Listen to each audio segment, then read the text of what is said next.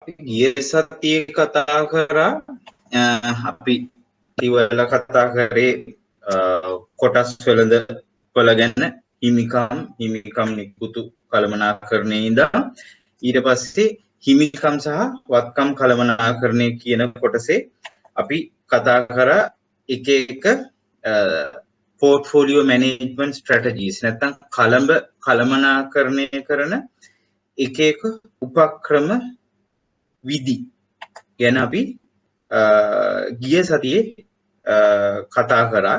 එතකොට මොන වගේ අරමුණු වලටද ඒවා ඒ උපක්‍රමික සැලසුම් යොදාගන්නේ? උදාහරණයකට ඒ අරමුදලේ අරමුණු වල හැටියට තමයි ඒ උපක්‍රම සැලසුම් යොදාගන්නේ. අපි සාමාන්‍ය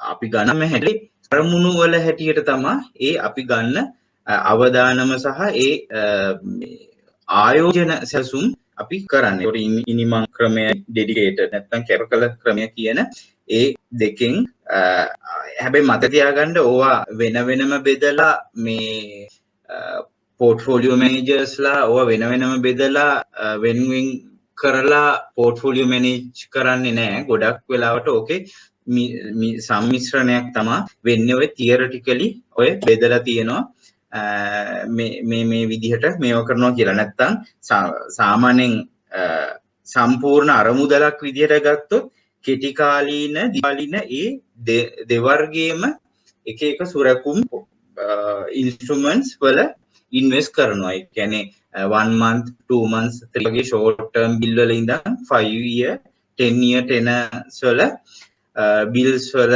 වෙනකම් කරනවා. හැබැයි මේ ස්ට්‍රැටජිස් අපි වෙන් කරලා තියෙන තියරිස් වල තියෙන විදිහට ඒක තමයි මේව කරන්නේ. ඊට පස්සේ විචක්ෂණශීලී ආයෝජක රීතිය කියන එක අපි කරාම එක වරයක් එක අහලා තිබ්බා. හැබැයි ඔය ආයෝජන උපක්‍රමික සැලසුම් කියන එක මතක තියාගන්න කීප වරයක් ඒක අහලා තියෙනවා. මේකේ නම් විදිහට අහලා තියෙන්නේ මතක තියාගන්න ලකුණු 5ක 10ක වගේ පරාසයක ප්‍රශ්න වලට කිටි ප්‍රශ්න වලට තමයි මෙන්න මේ කොටසෙන් ගොඩක් දුරට අහලා තියෙන්නේ.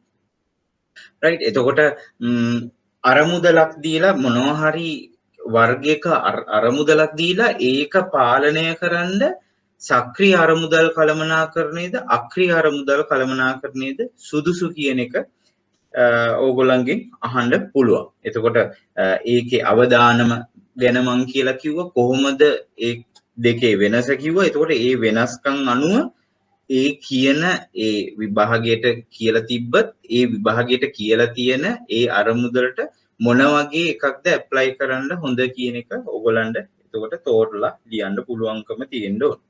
ඊට පස්සේ ආයෝජන කළමනාකරන කර්මාන්තය ගැන කිව්වා. මොනවද මේකේ අරමුණු, ඇයි මේකේ නියාමනය කරන්නේ, නියාමනයේ වැදගත්කම, ඒ නියාමනයක් නැති වුණොත් මොකද වෙන්නේ, නැත්තම් කළමනාකරන ආයතන පවත්වාගෙන යාමේදී මොනවද මූණ දෙන ප්‍රායෝගික ගැටලු. අන්න ඔය කොටස අපි සම්පූර්ණ ගිය සතියේ කරා.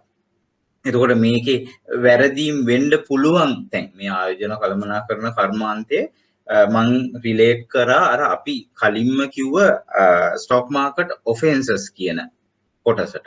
ඒ කියන්නේ කොටස් වෙළඳාම නැත්නම් වෙළඳපොළ සම්බන්ධ වෙන වැරදීම් මොනවද කියලා.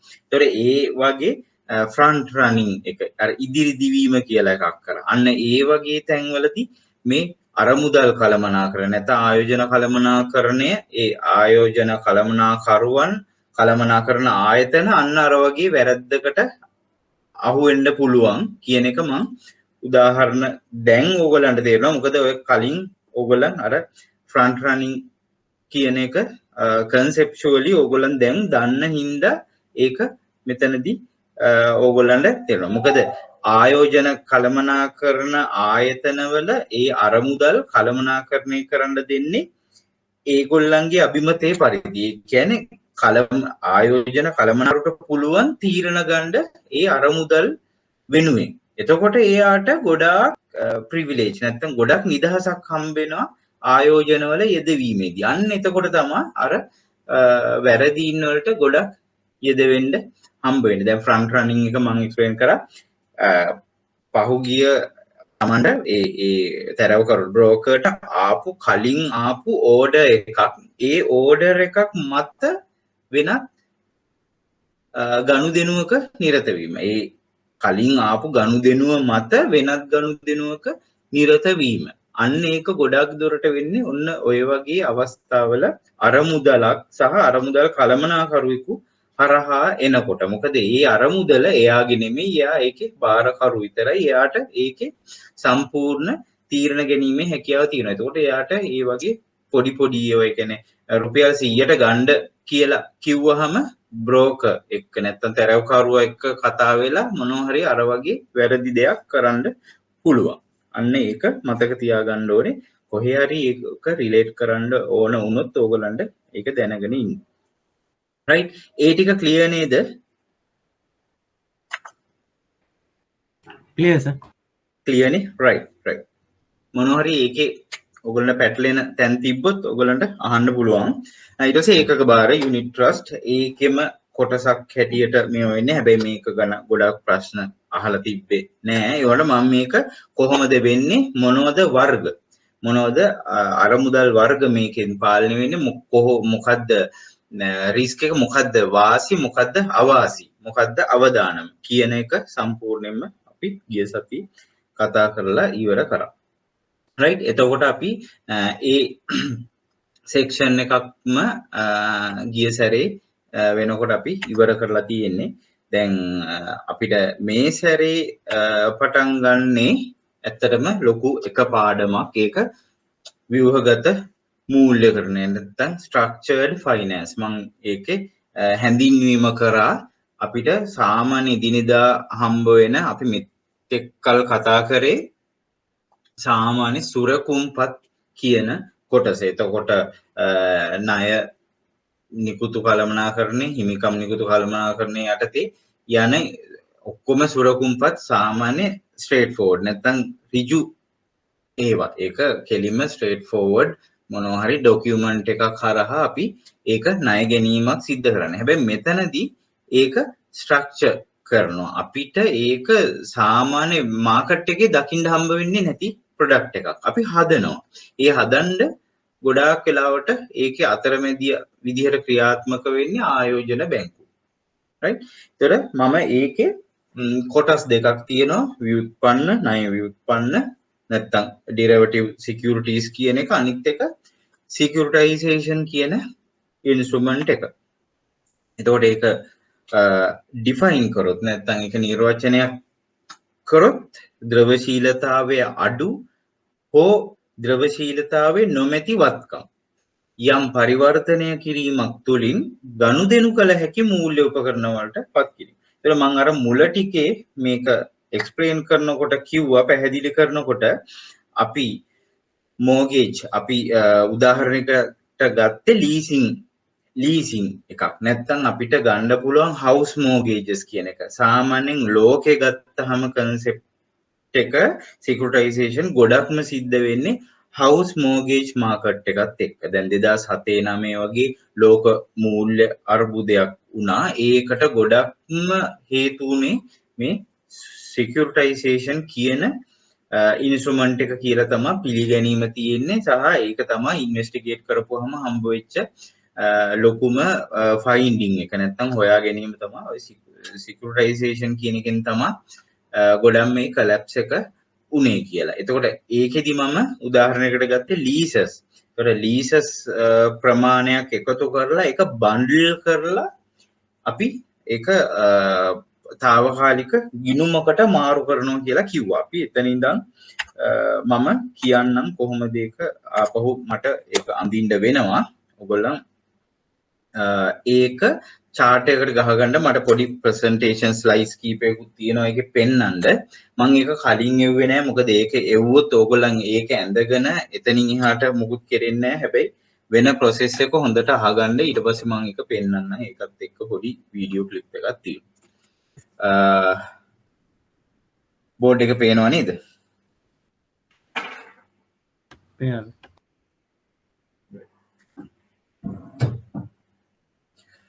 right එතකොට දැන් මම ගිය සතියේ කිව්වා අපි කියමු එයා තමයි ඔරිජිනේටර් ඒ කියන්නේ එයාගෙන් තමයි පටන් ගන්න. එතකොට මේක ලීසින් සමාගමට ප්‍රශ්න කිහිපයක් එතන තියෙනවා.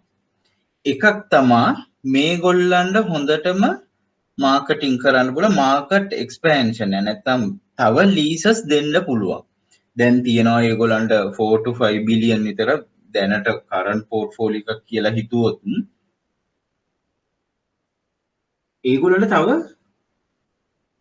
එක්ස්පෑන්ඩ් කරන්න පුළුවන් කැපැසිටි එකක් තියෙනවා මෙතන. හරි අපි කියමු 1 බිලියන් විතර මාකට් එකක් තියෙනවා. ඒගොල්ලන්ට ප්‍රශ්න දෙකක් තියෙනවා. එකක් සමහරට දැනටම ඒගොල්ලන් ණය අරන් තියෙන්නේ උපරිම වෙන්න. දෙවෙනි එක තමයි ඒගොල්ලන්ට ණය ගන්න ඔක්කොම දේවල් තිබ්බත් ඒගොල්ලන්ට මෝගේජ් කරන්න දෙයක් නැහැ. කොලැටරල් එකක් නැහැ නැත්තම්. වෙනත් විදියට කිව්වොත්. මොකද මෝගේජ් එකක් නැතුව ලෝන් එකක් දෙන්නේ නැහැ. කොයි හැටියටත් හොඳටම විශ්වාසදායී සමාගම් තියෙනවා ලංකාවෙත් ඇත්තටම එහෙම නැතුව දෙන ඒ තරම්ම ඒගොල්ලන්ගේ රෙකෝඩ්ස් හොඳ සමාගම් සමහර ඒවා වැඩි නමක් නෑ ලිස්ටඩ් කම්පැනි නෙමෙයි ඒවට සමහර ඒවා තියෙනවා රයිට් ඒ ඇරෙන්න සාමාන්‍ය සම්මතයේ විදිහට මේගොල්ලන්ට ගන්න බෑ එතකොට ඔන්න ඔය ප්‍රශ්න දෙකෙන් හිර වෙච්ච කම්පැනි එකට යන්න වෙන ඔප්ෂන් එකක් නෑ අන්න එතකොට තමයි මං කිව්වේ මොකද්ද අපි මේකේ ප්‍රධාන බිස්නස් එක නැත්තම් ව්‍යාපාර කටයුත්ත මොකද්ද අපි උදාහරණයකට 50ක ලීස් එකක් දීලා අනිත් පැත්තෙන් ඒක ඉතුරු 50 ග්‍රාන්ට් කරොත් ඒ කියන්නේ මෙයා 50ක් කන්ට්‍රිබියුට් කරලා සමාගම 50ක කන්ට්‍රිබියුෂන් එකක් දුන්නොත් මේකේ තියෙන මේ ඔරිජිනල් බුක් එක නැත්තම් ඒකේ මෝගේජ් එක හැටියට තියාගන්න ඒ වාහනේ පොත ඒ වගේ පොත් මං කිව්වා ලොකු කලෙක්ෂන් එකක් එකතු වෙනවා. ඒතර මේකෙදි මේ ප්‍රශ්නේ එනකොට තමා ආයෝජන බැංකුවක් ඉදිරිපත් වෙනවා. ආයෝජන බැංකුවක් ඉදිරිපත් වෙලා ඒගොල්ලන් දෙනවා ප්‍රපෝසල් එකක්. මම ඒක පස්සේ විස්තර කරන්න. අපි මේ සිකියුරිටිස් ටික අපි ගන්නෙත් නැහැ. ඉන්වෙස්ට්මන්ට් බැංක් එක අපි ගන්නෙ නැහැ. අපි කස්ටමර්ස්ලාට කොහෙවත් ඉන්වෙස්ටර්ස්ලාට විකුණන්නෙත් නැහැ. අපි ඒක සස්පෙන්ස් එකකට නැත්නම් తాවකාලික ගිණුමක ස්පෙෂල් පර්පස් වෙහිකල් කියලා අපි ක්‍රියේට් කරලා අපි අර LC එකක් ඕපන් කරනවා වගේ අතරමැදියේ යටතේ මේ ඉන්ස්ට්‍රුමන්ට්ස් ටික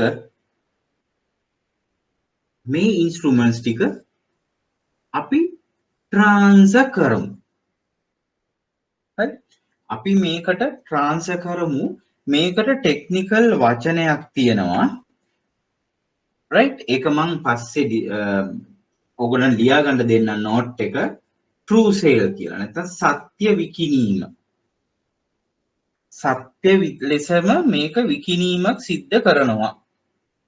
රයිට් අපි ඒ true sales වල proceeds මේකේ එකතුව ගත්තොත් outstanding දැනට ගවන්න තියෙන ප්‍රමාණය සම්පූර්ණ 1 බිලියන් කියලා අපි දැනට හිතමු. ඒ කියන්නේ අපි ගමු මෙහෙම ඒ සමාගම කරන්නේ 3 wheelers පොඩි වාහන කියලා ගන්නකො 3 wheelers පොඩි වාහන car කියන්නේ motor cars van අපි ඒ segment තුන විතරක් කියලා උදාහරණයකට ගමු. එතකොට 3 wheelers cars van ඒ ටික ට්‍රාන්ස්ෆර් කරනවා. අපි කියමු මෙතන mortgages 1000ක් ට්‍රාන්ස්ෆර් කරා මේ පැත්තට 1 බිලියන් අපිට ප්‍රොසීඩ්ස් තියෙනවා. එතකොට මෙන්න මෙතෙන්ද ඒක ගත්තා. දැන් ට්‍රාන්සැක්ෂන් එක කම්ප්ලීට් නැහැ. මේගොල්ලන්ගේ අවශ්‍යතාවය සම්පූර්ණ නැහැ. මේක ට්‍රාන්ස්ෆර් කරාට මේගොල්ලන්ට ලැබිච්ච දෙයක් නැහැ. දැන් මේ 1 බිලියන් ප්‍රොසීඩ්ස් තියෙනවා. මේක mortgage backed securities කියලා කියන්නේ. ඒ කියන්නේ උකස්කරයන් මත පදනම් වූ සුරකුමක්. මේක තනි සුරකුමක් විදිහට මේගොල්ලන් තනි බන්ඩල් එකකට ගන්නවා. මේක නිකමට මතක තියාගන්න මම පස්සේ ඒවා වෙන වෙනම කියන්නම්. රේටිං එකක් කරනවා වෙනම ඉන්ස්ට්‍රුමන්ට් එක රේටිං කරා වගේ අපි බිල්ස් බොන්ඩ්ස් අපි ඕන එකකට රේටිං එකක් ගන්නවා. ඒ රේටිං එක උඩ තමා ඉන්ට්‍රස්ට් රේට් එක තීරණය කරන්නේ. එතකොට ඒ වගේ තත්ත්වයකදී මේක රේටිං කරනවා එක සිකියුරිටි එකක් විදිහට. රයිට් හොඳට අහගන්න මේ එක තැනක හරි ඕගොල්ලන් පොඩි විනාඩියකට පොඩ්ඩක් සිහිය එහෙට මෙහෙට ගියොත් එහෙම මේක ඉතුරු ටික තේරෙන්නේ නැහැ. මේක එක සයිකල් එකක්. මේක හොඳට අහගන්න නැත්නම් මං අර දාන ඕගොල්ලන්ගේ සර්ච් කරාට මේක net එකෙන් ඕගොල්ලන්ට මේ අදහස එන්නේ නැහැ. ඔයගොල්ලන්ට ගන්න පුළුවන් මේකේ තියරි එකේ ඩිෆිනිෂන් එක විදිහට. හැබැයි අදහස එන්නේ නැහැ. ඊට පස්සේ මේ බන්ඩල් කරපු එක මේගොල්ලන් මොකද කරන්නේ? ට්‍රාන්චස් නැත්තම් කොටස් වලට කඩනවා. නිකන් ඕගොල්ලන් හිතන්නේ ඒ යුනිට් ට්‍රස්ට් වල ඒක බාරවල කොටස් කියන එක දැනට ඔළුවේ තියාගන්න. කොටස් වලට බෙදනවා මේක. හරි? දැන් උදාහරණයකට මම මේකේ ලීසස් මේ කම්පැනි දෙන්නේ මාස 30 මේක පේනව නේද? මාස 36ට කියලා අපි පොඩ්ඩක් උදාහරණයකට ගමු. මාස 36 කියන්නේ කීයද? අවුරුදු 3 ලීසස් තියෙනවා. රයිට්? මාස 36 අවුරුදු 3. එතකොට අපි මේක කඩනවා 36කට. මම කියන්නම් පැහැදිලි කරන්නම්. ඕගොල්ලන්ට මේ process එක වෙනවම පැහැදිලි වෙයි ඒක. 36කට.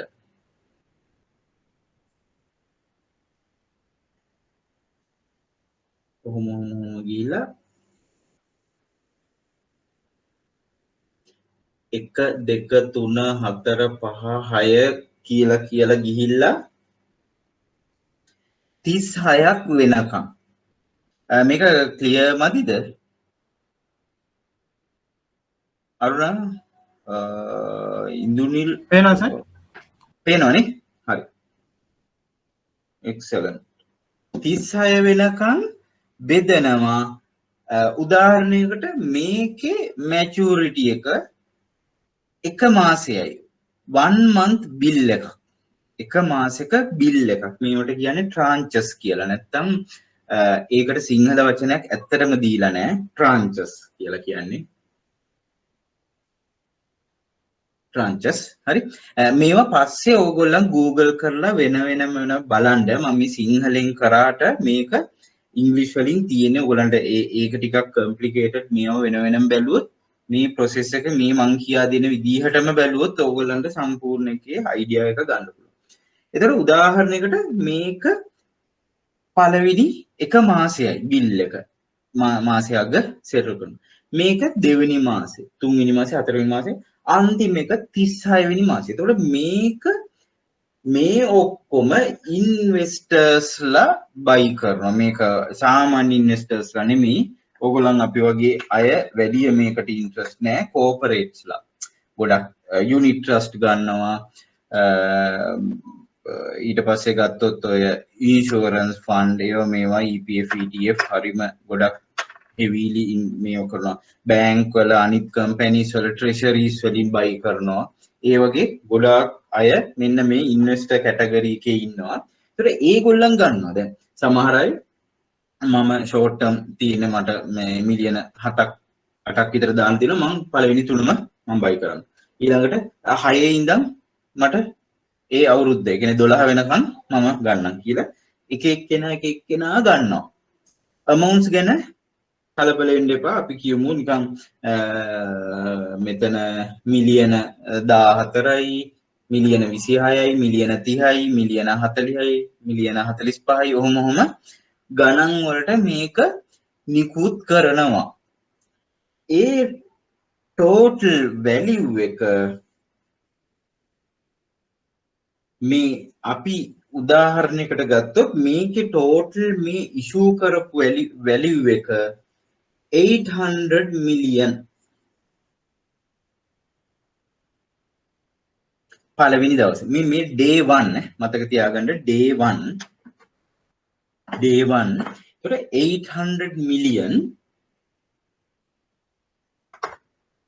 800 million ඕගොල්ලන්ට එනවා දැන් මිලියන 800ක් හම්බ වුණා අන්න ඒක දෙනවා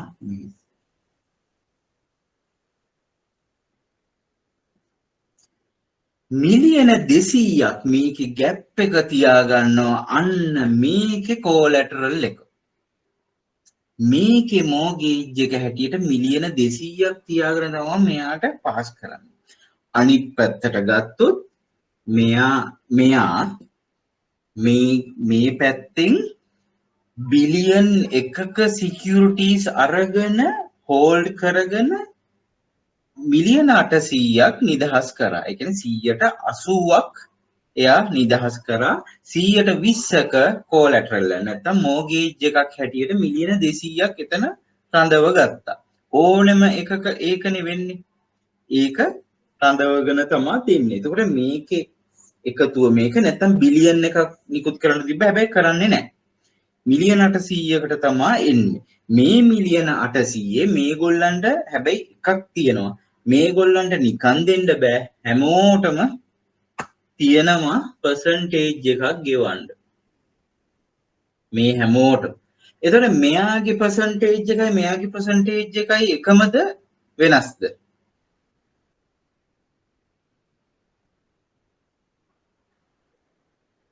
දැන් මේ SPV එකෙන් ඉන්ට්‍රස්ට් එකක් ගෙවන්න ඕනේ. මොකද මෙයා මන්ත් එකක බිල් එකක ඉන්වෙස්ට් කරා. එතකොට අවුරුද්දට මෙච්චරයි නම් මාසෙට මෙච්චරයි කියලා 1 month. 36 month එක්කෙනාටත් ඉන්ට්‍රස්ට් එකක් ගෙවන්න ඕනේ. නිකන් මේව කරන්නේ නැහැ නේ. ඒකත් එක්ක තමයි මේ amount එක හදන්නේ. ඒකට මට කියන්න මේ ඉන්ට්‍රස්ට් රේට් එකද මේකද වැඩි?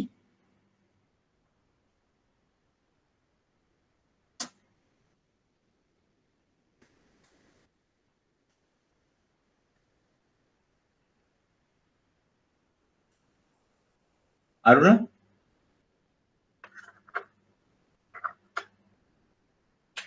ඉන්නවද ඉන්දුනිල් ඉන්නවා සර්. ඔව් අරුණ තේරුණාද සර් මට ප්‍රශ්න මොකක්ද සර්? ඔව් ඉන්ට්‍රස්ට් රේට් එක කෝකේද වැඩි පොඩ්ඩක්වත් එහෙට මෙහෙට යන්න එපා මේක නැත්තම් සම්පූර්ණ ඒ කියන්නේ මේ හරියක් බ්ලැන්ක් වුණොත් අනිත් ඔක්කොම බ්ලැන්ක් ඒකින්ද එක දිගට අහගන්න මේකේ මං පිළිවෙලට තියෙන ප්‍රසන්ටේෂන් එකක මං ස්ලයිඩ් එකක් පෙන්නනවා හැබැයි ඒකට ඉස්සෙල්ලා මේ process එක මෙතන බලා ගන්න ඕනේ හරියට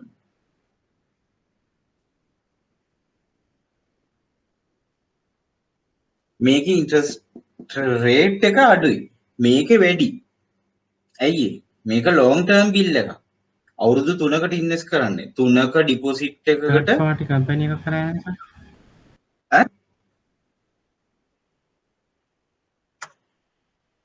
මොකද third party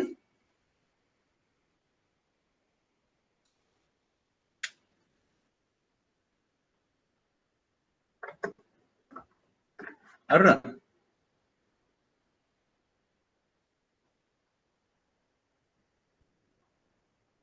sir connection lag වෙනවා සර්. කනෙක්ෂන් එකේ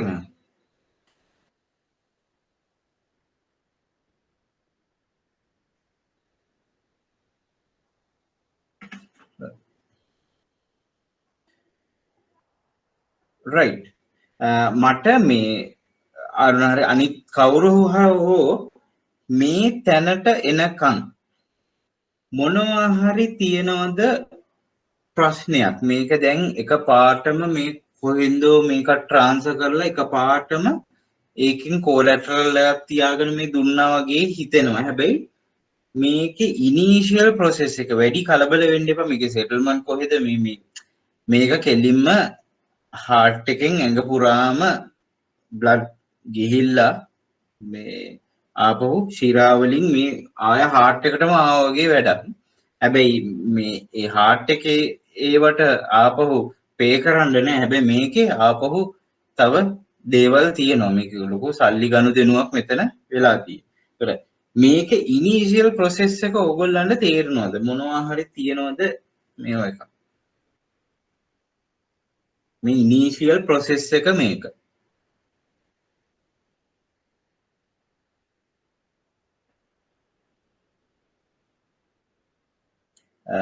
අනිත් අය ඉන්නව නේද ඉන්දුනිල් ප්‍රභාත් ඔයත් දිගට මේ හිටියා ක්ලාස් එකේ තේරෙනව නේද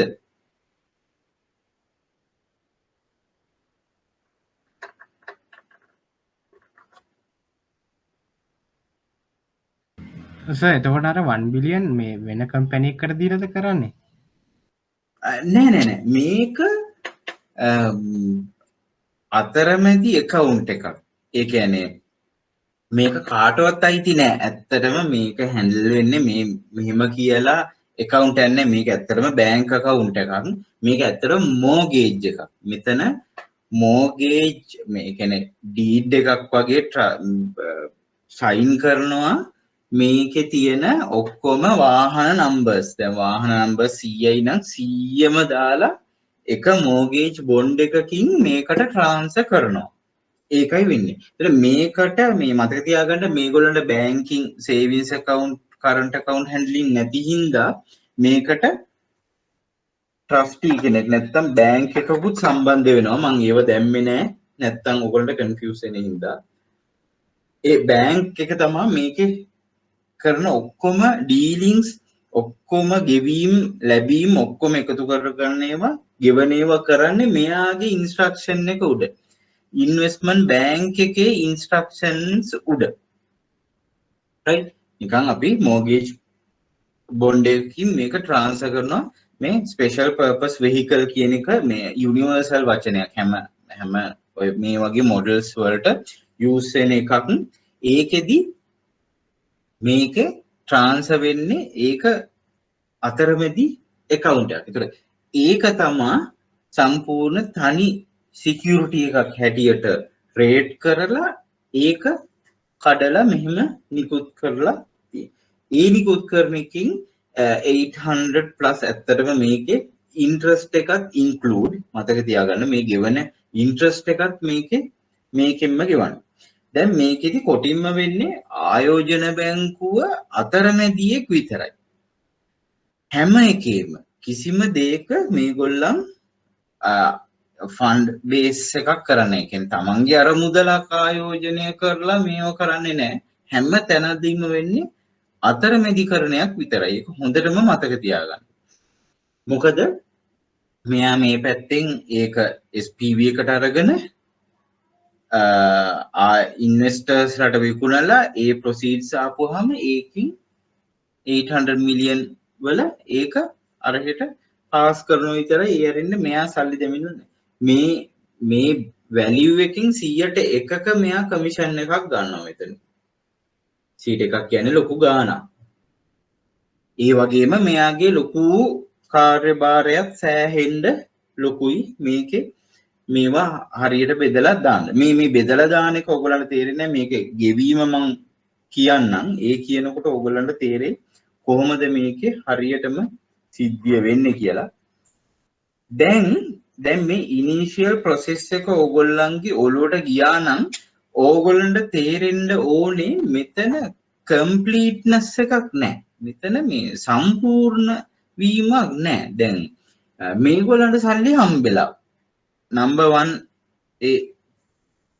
problem එක මේ වල ඉවරයි. හැබැයි මේ සිස්ටම් එක ඇතුලේ මේ සම්පූර්ණ කල් යනකොට එක ඩියුස් එනවා. දැන් මේ සිස්ටම් එක ඇතුලේම සල්ලියක් රෝල් කරලා තමයි මේගොල්ලන්ට මේ ඇඟේ ගැහුවේ.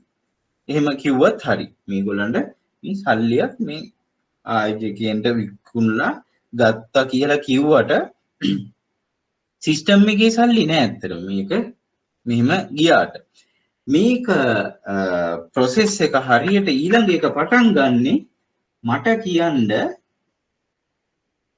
first month end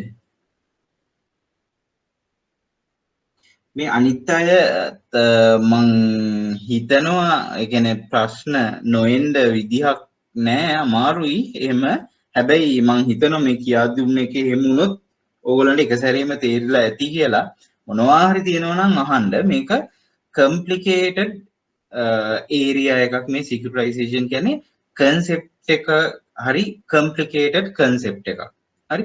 ඒ වගේම තමයි ටිකක් financial markets වල ටිකක් high end product එකක් මේක. ඒතර ඒකින්ද මේක මේ ලොකු lesson එකක්. පැය 4ක 5ක විස්තර කරන්න ඕන එකක්. මම එක graph එකකින් මුළු පාඩමම මම මේ මෙතන එකට කැටි කරලා තියෙන්නේ. right? එතකොට ඒක හින්දා ඔයගොල්ලන් ඒක ප්‍රශ්න අහන්න. මොකද මේක පැයකින් එකමාරකින් මම මේ සෙෂන් එක සම්පූර්ණ මේ securitization කියන එක ඔයගොල්ලන්ට පැහැදිලි කරලා ඉවර කරනවා. right? දැන් මේ initial process එක day 1 පළවෙනි දවසේ ගිය initial transaction එක ගියා. හරි. දැන් ඔන්න leasing company එකත් ඔන්න හරි කියලා හුස්මක් කට කරන් ඉන්නවා. investment bank එක ස්ට්‍රක්චර් කරා වික්කා ඒක හරි. දැන් දවස් 30ක් යනකම් හැලහොල්මනක් නැතුව ඉන්න. first month end එකේ මේ සිස්ටම් එකේ චේන්ජස් මොනවද? කොහෙන්ද සල්ලි එන්නේ? සල්ලි දෙන්න තියෙන්නේ? කාටද දෙන්න තියෙන්නේ? කාටද ලැබෙන්න තියෙන්නේ? ෆස්ට් මන්ත් සිකියුරිටිස් ටික ඉන්ට්‍රස්ට් එක පේ කරන්න මෙතනද ඔයා කියන්නේ අරුණ? ඔව් සර්. හරි. අන්න හරි. මෙන්න මෙතන ඩිව් එකක් යනවා. මම ඒක රතු පාටින් මේව කරන්නම්. ෆස්ට් මන්ත් එකේදී මෙන්න මෙතන ඩිව් එකක් ඔන්න රෙඩ් වුණා සිස්ටම් එකේ. දැන් මේක ඇත්තටම එක්සල් ෂීට් එකක් මම කියන්නම් පස්සේ. මේක රෙඩ් වුණා බ්ලින්ක් වෙනවා. අන්න එයාට ඩිව්. එයාට ගෙවන්නේ කොහෙන්ද? දැන් මේ ඔක්කොම වික්කනේ ට්‍රූ සේල්. ආය එතනින් නෝ කතා ගනුදෙනු. එතනින් ගෙවන්නේ ස්පෙෂල් පර්පස් වෙහිකල් එකකින් ගෙවන්න ඕනේ. දැන් ස්පෙෂල් පර්පස් වෙහිකල් එකට කොහෙන්ද සල්ලි? සල්ලි නැහැ. අර මිලියන 200න් ගෙවන්න බෑ. ඒ මිලියන 200 මොකක් හරි ප්‍රශ්නයක් වුණොත් පාවිච්චියට මිසක් ඒකෙන් ගෙවන්න නෙමෙයි. ඒ නැතත් ඒ 200 සල්ලි වලින් නැහැ. මේ පොත්වල වැලියු වලින් තමයි 200 තියෙන්නේ. එතකොට මෙතෙන්ද කොහෙන්ද සල්ලි ගේන්නේ? කම්පැනි එකෙන් සර්. කම්පැනි එකෙන්. හරි. දැන් ට්‍රූ සේල් කරා හින්දා එහෙම බෑ. මොකද ට්‍රූ සේල් එකක්. කම්පැනිට කොහෙන්ද සල්ලි ගේන්නේ? කම්පැනියට ෆස්ට් මන්ත් එන්ඩ් එකේ මොකද වෙන්නේ?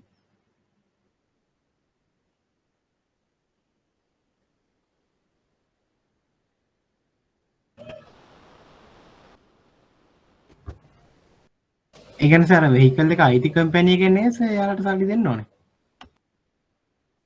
අයිති නෙමෙයි මේ ලීසින් කම්පැනියනේ. දැන් ලීසින්නේ. දැන් ලීසින් කම්පැනියට අයිති නෑ මේකට දැම්මා. හැබැයි මේකට ෆස්ට් මන්ත් සෙටල්මන්ට් එනවා. හරිනම් මේකට එන්න බෑ මේකට එන්න ඕනේ. ගොඩක් වෙලාවට ඉතින් මේක හරහා එනවා. හැබැයි ඒක නෙමෙයි තියරි එකට අනුව හරි ක්‍රමය. වෙහිකල්ස් ටික ගත්ත කට්ටිය තමයි සල්ලි දාන්නේ. අහන්න. වෙහිකල්ස් ටික ගත්ත කට්ටිය තමයි ඒවට සල්ලි දාන්නේ නේ සර් ඒතර. ඔව් දැන් වෙහිකල් එක දැන් ඔයා ගත්තා. ඔය කීප දෙනා කියමුකෝ 5-6 දෙනා. ඔය 5-6 දෙනා ගත්තේ. ඕගොල්ලන්ට මෙතන වැඩක් නෑනේ. මේගොල්ලන් මොනවා නටලා කරලා මේගොල්ලන් රෝල් කරලා ගත්තත් ඕගොල්ලන්ට එන මාසේ කමිට්මන්ට් එක ගෙවන්න වෙනවනේ. ඕගොල්ලන්ගේ මාස ගානේ එන කමිට්මන්ට් එක ලීස් එක 36000යි කියමුකෝ. ඉන්දුනීරට ගෙවන්න ඕනේ 55000. ඉතින් ඔය දෙක ගෙවන්න ඕනේ. මේක කම්පැනි එකකින් එහාට ගිය ප්‍රශ්නයක්. කම්පැනි එකකින් සහ එතනින් එහාට ඕගොල්ලන් කස්ටමර් ලීසින් කම්පැනියත් එක්ක තියෙන එක එහෙමම තියෙනවා. එතකොට ඒකෙදි මේක ඕගොල්ලන් ගෙවන්න ඕනේ ෆස්ට් මන්ත් එකේ මේ දැන් අපි කියමු ඒ 100 දෙනෙක් ඉන්නවනම් 100 දෙනාගේම ප්‍රොසීඩ්ස් එනවා. ඒක මේක හරහා එන්න බෑ. මොකද මේ ට්‍රූ සේල් එකෙන් මේකට මේ වෙච්චින්ද මේකට තමයි ඔක්කොම අයිති. ඇයි මේගොල්ලන් පියවලත් ඉවරයිනේ ඇත්තටම කියනවා. ඉතින් මේකට අයිති. මම ට්‍රූ සේල් එකේ ඩිෆිනිෂන් එක දෙන්නම්. එතකොට මේගොල්ලන් ඔක්කොමලා මේක ගෙවන මම කඩේදි දාන්න මගේ අනිත් පෑන ක්ලියර් නෑ. රයිට්? ඒගොල්ලන් ගෙවනවා SPV එකට. අන්න ඒ amount එක අපි කියමු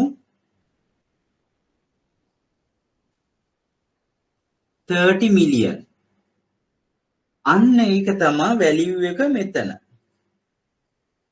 ඒ කියන්නේ interest එකම value එක මේක. ඒතකොට ඔන්න ඔය 30 million මෙයාට ගෙවලා දාමු.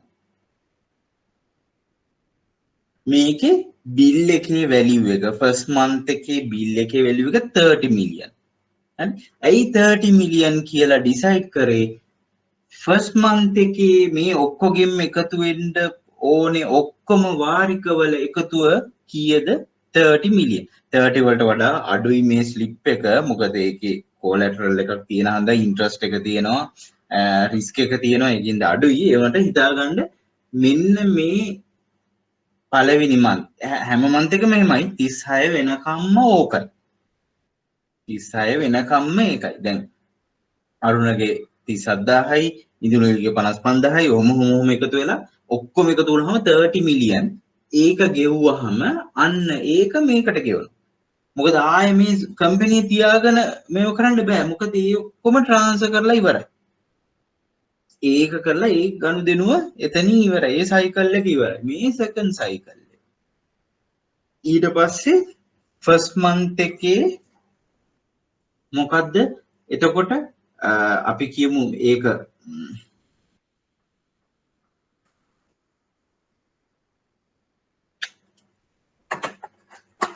අපි කියමු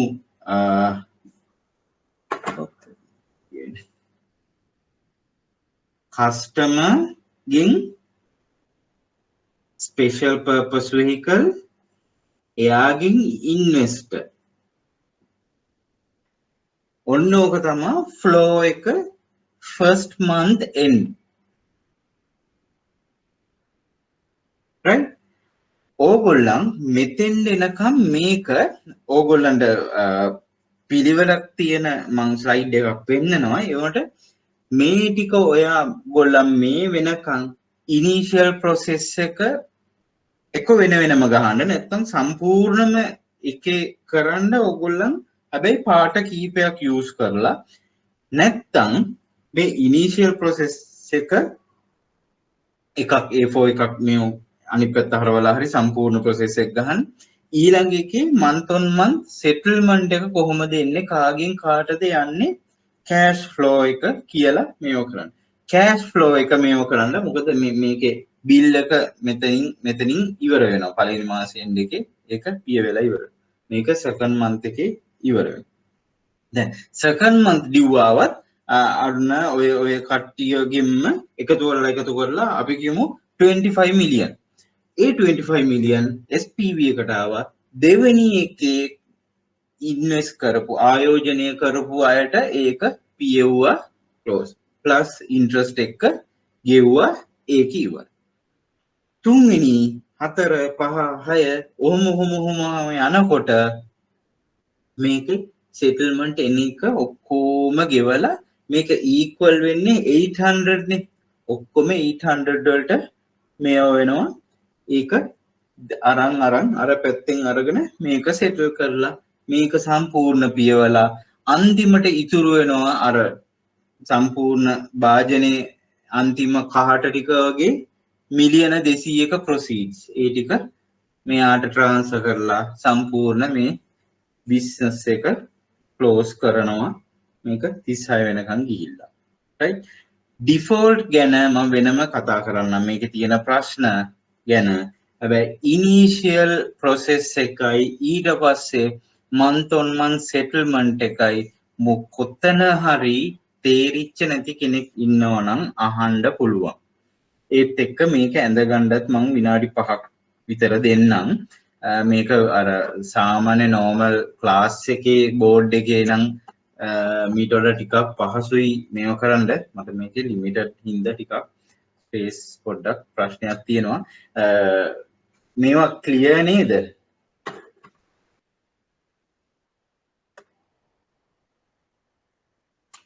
මේක ඇඳ ගන්න.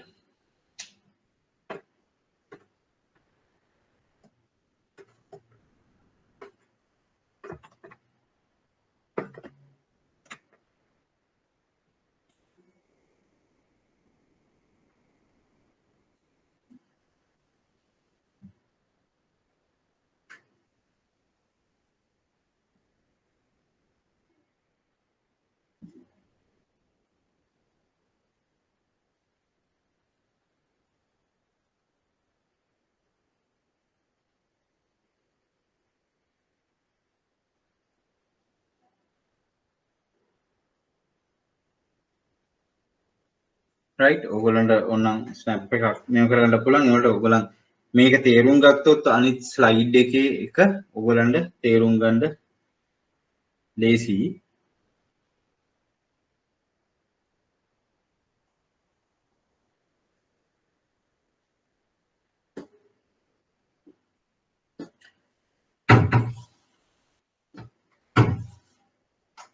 right ඇඳ ගන්න කවුරු හරි ඉන්නවද තව?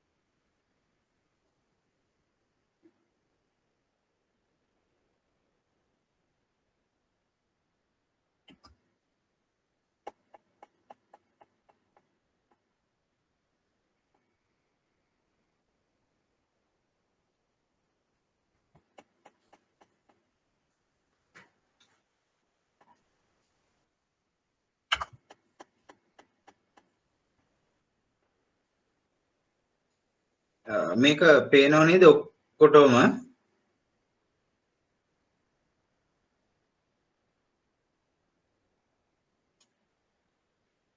පේනවද?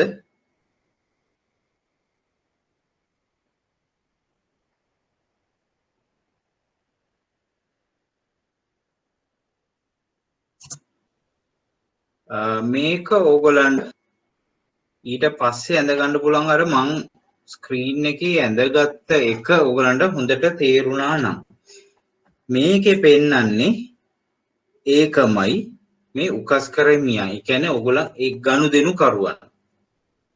ඒ කියන්නේ මෝගේජ් කරපු අය කස්ටමර්ස්ලා නැත්තම් හවුසින් මෝගේජ් හරි වෙහිකල් ලීස් කරපු කට්ටිය. මේ සමාගම කල්බදු සමාගම ඒගොල්ලන් එක තමා ඒකේ ගනුදෙනු තියෙන්නේ 150ක් හරි 60ක හරි 70ක හරි සුරකුමත් තියාගෙන ඒ වාහනේ හරි ගෙවල් හරි දෙන්නේ. කල්බදු සමාගම එතකොට මේ ඊතලෙන් පෙන්වන්නේ true sale එක. true sale එකකින් special purpose vehicle එකට ඒ ටික proceeds ටික transfer කරනවා. එතකොට එතනින් එහාට process එක handle කරන්නේ සම්පූර්ණ ආයෝජන බැංකුව. ඊට පස්සේ කොටස් විදිහට ආයෝජකයින්ට ඒක විකුණනවා. right? තව ඒකේ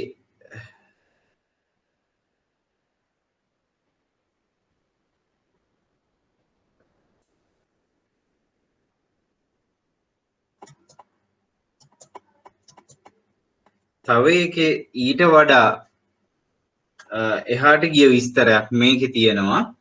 ඔරිජිනේටර් කියන්නේ ඉස්සලාම ඒ කම්පැනි එක කවුරු හරි ඒක ප්‍රොපෝස් කරන නැත්නම් යෝජනා කරන මේ සමාගමට තමයි ඔරිජිනේටර් කියන්නේ.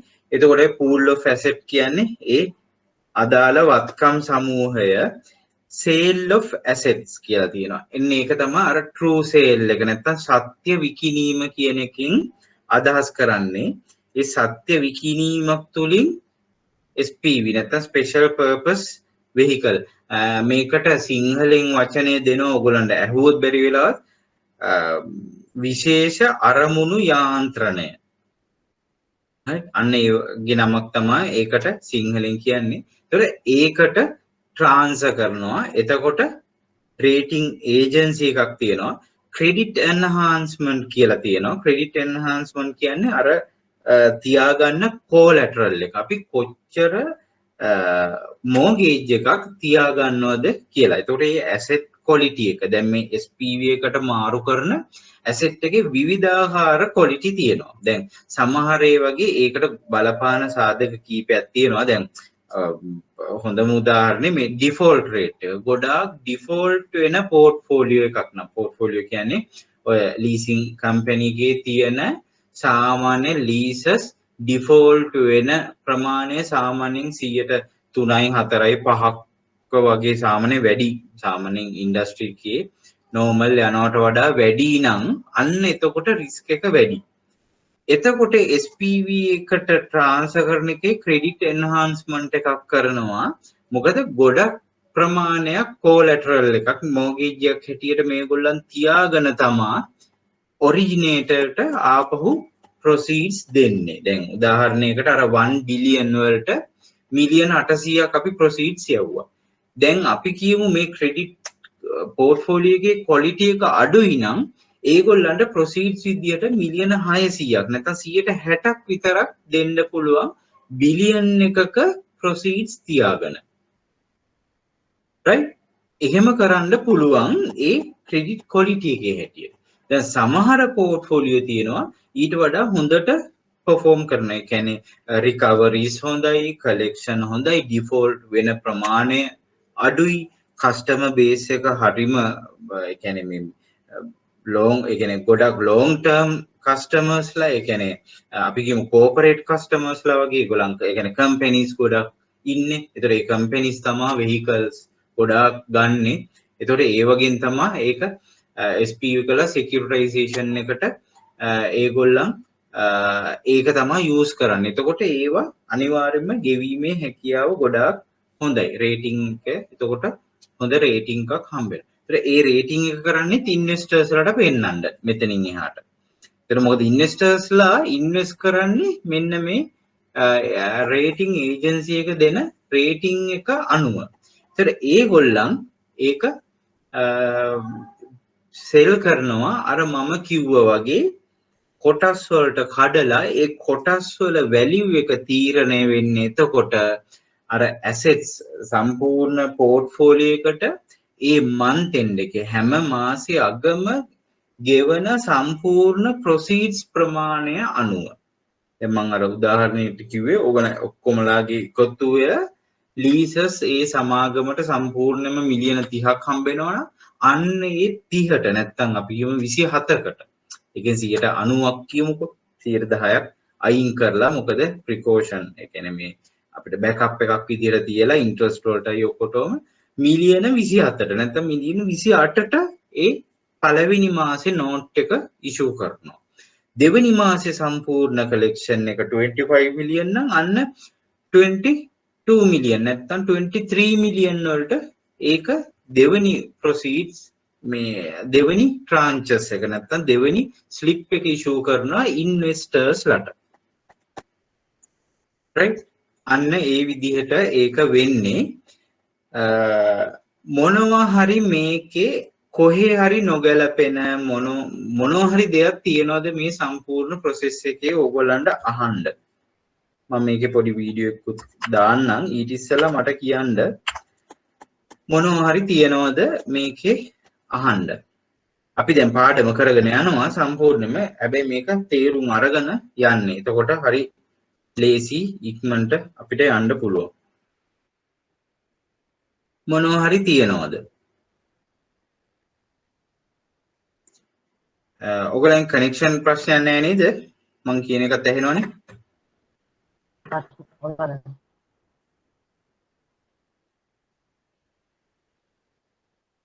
ඇයිනෝනේ සම්පූර්ණ තේරුණාද අරුණ මං ඔයාගෙන් අහන්නේ මේ අනිත් අය සයිලන්ට් ඉඳා ඉඳුනිල් අද සද්දයක් නැහැ. එතකොට මේ තේරුණාද? ලීසින් කම්පැනිස් වලින් කරන වැඩක් නැත්නම් ඔව් හරි ඉඳුනිල් රයිට්. මේ ලීසින් කම්පැනි තමා මං කිව්වේ ලීසින් කම්පැනියට ඉනීෂියල් ප්‍රශ්න කීපයක් මතුවෙන හින්දා තමා මේවන්නේ. එකක් තමා කමර්ෂල් ලෝන් එකක් ගන්න බෑ. නැත්නම් ලෝන් රේට් එක වැඩි වෙන්නත් පුළුවන්. දැන් මේ කාලේ නම් අඩුයි. මං කියන්නේ වැඩි කාලෙක කමර්ෂල් ලෝන් එකකට යන්න පුළුවන්. ඔප්ෂන් ගොඩක් තියෙනවානේ. මේ ලීසින් කම්පැනියට මෙච්චර ලොකු හරියක් කරන්න ඉස්සල්ලා ඒගොල්ලන් බලනවනේ ඕල්ටර්නේටිව් මොනවද කියලා. මේක හරි කම්ප්ලිකේටඩ් වැඩක්නේ. 100ට එකක් මෙයාට ගෙවන්න ඕනේ, මෙහෙ ඉන්ට්‍රස්ට් ගෙවන්න ඕනේ, මේ පෝර්ට්ෆෝලියෝ එක හෝල්ඩ් වෙනවා. හැබැයි ඒක නම් කමක් නැහැ. ඒක වෙන යූස් එකක් ගන්න බෑ. ඒ පොත් ටික එහෙමම ෆයිල් වෙලා තියෙන එක විතරයි වෙන්නේ. ඒ වුණාට ඒගොල්ලන්ට වෙන වෙන සෝසස් තියෙනවනේ. ඒගොල්ලන්ට හොඳ ලොකු එස්ටැබ්ලිෂ් කම්පැනි එකක් නම් බොන්ඩ් එකක් ඩිබෙන්චර් එකක් ඉෂුව කරලා සල්ලි ගන්න පුළුවන්. නැත්තම් කමර්ෂල් ලෝන් එකකට යන්න පුළුවන්. නැත්තම් මෝගේජ් ලෝන් එකකට යන්න පුළුවන්. මොනවා හරි කරන ඒ හැම එකේම ඒ හැම එකම බැරි නා. නැත්තම් ඊට වඩා දැන් අපි කියමු කමර්ෂල් ලෝන් එකක් 12ක් විතර වෙනවා. සිකියුරිටයිසේෂන් එකක් සම්පූර්ණ ප්‍රොසෙස් එක ඉවර කරලා එනකොට එන්නේ 10.5. ඒගොල්ලෝ අනිවාර්යයෙන්ම ඒ සිකියුරිටයිසේෂන් එකට යනවා. මොකද කමර්ෂල් ලෝන් එකකට වඩා cheaper cost of capital. අපිට cost of capital එක අඩු කරගන්න එකනේ හැමදේම කරන්න ඕන. අන්න ඒක capital එක cost of capital අඩුයි. 100ට එකක් අඩු වුණා බිලියන් එකකට බර ගන්න. මිලියන 800කට ලොකු ගාණක්. ඒ ලොකු ගාණක් ඒකෙන් අඩු වෙනවා. මේකේ ඕවරෝල් කොස්ට් එකත් හදන්න පුළුවන්. මේ 100ට එකයි මෙන්න මේ තියෙන ඔක්කොම ෆීස්. ඊට පස්සේ තව එකක් තියෙනවා මේ බැංක් එකට ගෙවන්න තියෙනවා ෆීස්. ඒක ෆික්ස් ෆී එකක් මන්ත්ලි. ඒ ටික ඇරුණාම ඒක තමයි කොස්ට් එක. ඒ කොස්ට් එක ඇරියාම ඒක තියනවාද බලන්න ඕනේ ඒකට වඩා කමර්ෂල් ලෝන් එකට වඩා අඩුයිද කියලා. රයිට්? තේරුණාද? පැහැදිලිද? තව මොනවද තියෙන්නේ? මේක පරිස්සමට ඔව් කියන්න. Clear sir. ක්ලියර් නේ? හරි මේක පරිස්සමට ඔලුවට දාගන්න ඕන එකක් එක දෙක තමා ඒ විදිහට පරිස්සමට ඔලුවට දාගත්තොත් දාගත්තමයි මේකේ ආය කිසිම තැනක ඔයගොල්ලන්ට ඩිස්පියුට් එකක් හිටින්නේ මම මෙතන කියවෙච්ච දේවල් වලින් ඕගොල්ලන්ට මම වෙනම කියා නොදුන්න ප්‍රශ්නයකට වුණත් මේකේ ඕගොල්ලන්ගේ මේ මතකෙන් මේ අන්ඩර්ස්ටෑන්ඩින් එකෙන් ඕගොල්ලන්ට උත්තර දෙන්න පුළුවන්. මම අන්න ඒ විදිහට තමයි මේක ඔන්න ඕගොල්ලන්ට එක්ස්ප්ලেইন කරේ. රයිට්? හරි. අපි පොඩි අතන ඉන්න මම දැන් ඕගොල්ලන් මේක පොඩ්ඩක් හොඳට අහන්න. ඕගොල්ලන්ට හැම එකම වචනින් වචනේ නොතේරුණත් ඕගොල්ලන්ට ටිකක් අයිඩියා එකක් එයි කොහොමද මේක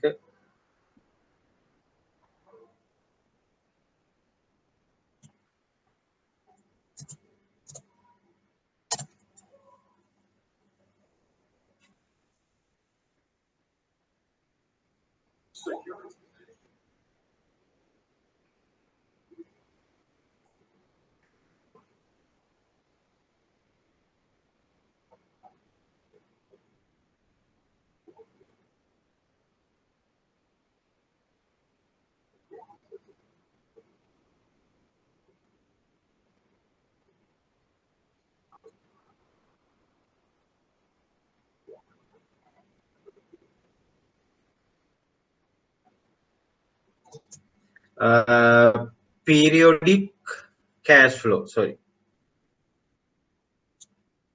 cash flow එකක් තියෙන assets තමයි මේකට ගන්නෙ අය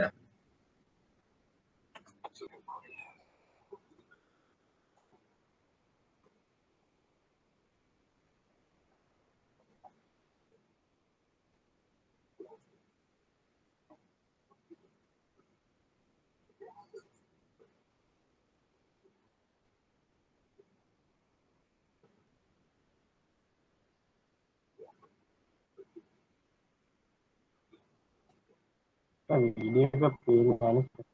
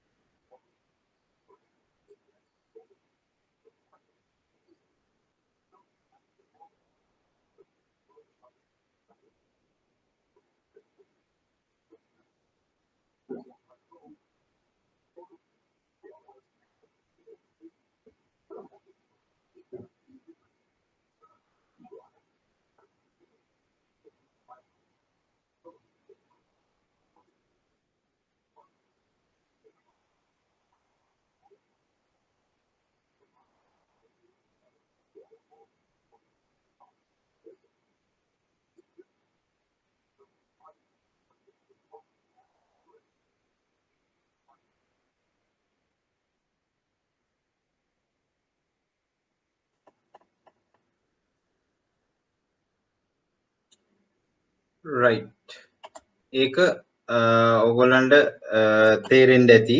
එතකොට එක එක රිස්ක් ලෙවල් වලින් ඒගොල්ලන් බයි කරනවා ලොන්గ్ ටර්ම් ඉන්වෙස්ට්මන්ට් එකක් හැටියට ඒ ලොන්గ్ ටර්ම් ඉන්වෙස්ට් මේ බිල් එක ඉඳන් ෂෝට් ටර්ම් නැත්තම් පොඩි 1 month බිල් එකේ ඉඳලා. ඒතර ඕකේ ගොඩක් රිස්ක් ලෙවල් තියෙනවා එතන. දැන් ඉකොනොමි එක හැටියට ගත්තහමත් ඒකේ ගොඩක් එක එක රිස්ක් ලෙවල් තියෙනවා. දැන් අපි ටියුට් එකට යන්. ඒ වීඩියෝ එකේ සවුන්ඩ්ස් ආව නේද ඔයගලන්ට? ඇහුණා නේද? නෑ සර් සවුන්ඩ් ආවේ නැද්ද?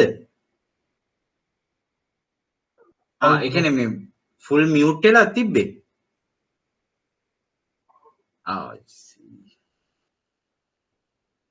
ඒක මම බලන්නම් අය සති. ඒක කමන්නේ මම ඉන සති එක අය දාන්න. දෙක හදන්න ගියොත් කරා.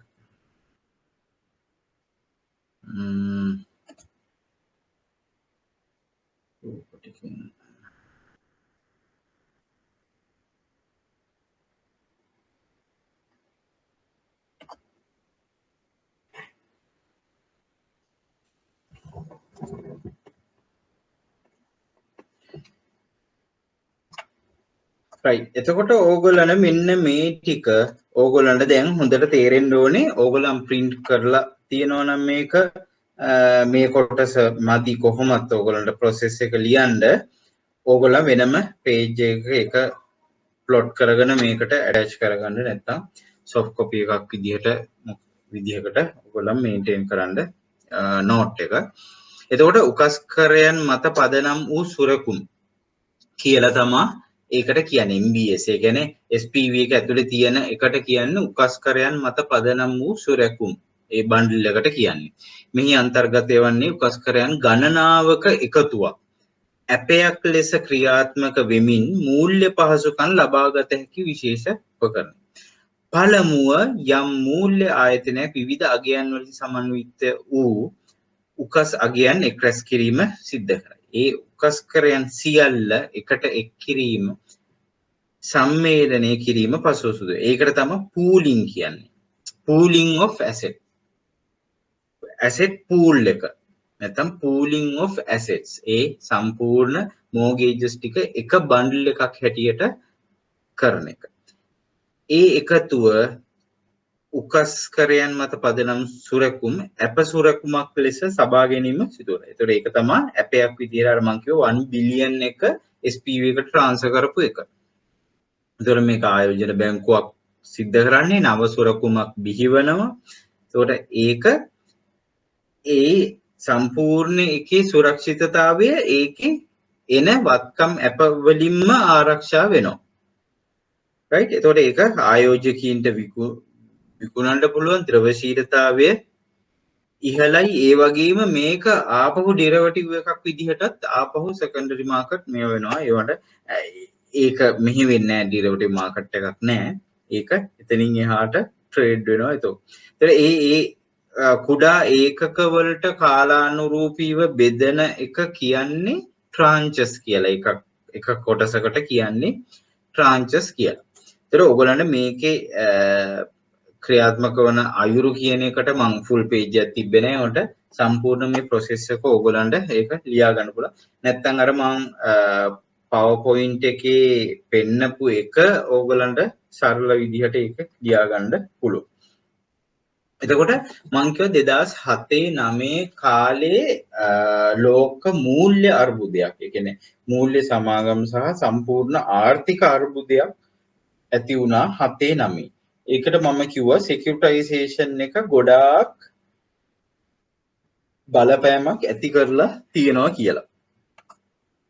ඒක උනේ කොහොමද කියලා බලමු.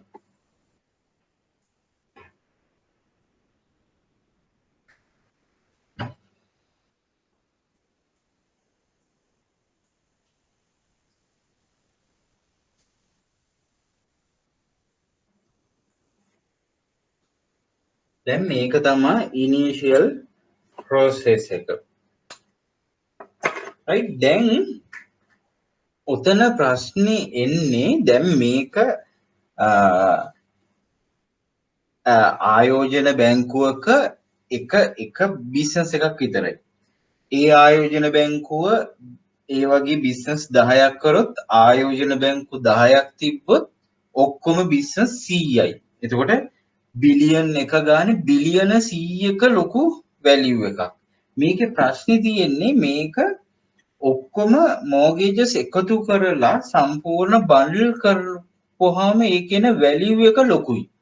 ඒකින්ද මේ වගේ ප්‍රොසෙස් එකකදී කලැප්ස් වෙන එකක් ආර්ථිකයකට ගොඩක් ලොකුවට බලපානවා. ඒක ලොකු ප්‍රශ්නයක්. දැන් ඇමරිකාවේ 2005 අග 2006 වගේ වෙනකොට තමයි ආර්ථික අර්බුදයේ පළවෙනිම ලක්ෂණ නිකන් සිම්ප්ටම්ස් ටික පටන් ගත්තේ. ඒක ඔයගොල්ලන්ට ෆයිනෑන්ෂියල් ක්‍රයිසිස් හරි ෆයිනෑන්ෂියල් මාකට් කලැප්ස් හරි 2007-9 ගහලා බැලුවොත් ඔයගොල්ලන්ට ඒක ඉන්ටර්නෙට් එකේ බලන්නත් පුළුවන්. ඒකෙදි උනේ දැන් මෙතන මේකට එන ලොකුම අරමුදල් ගලා ඒම මොකද්ද? මෙන්න මේ අයකින් ඔය දැන් අපි ගත්ත ලීසස් ටිකේ වාරික ටික මෙතෙන්ද එන එක.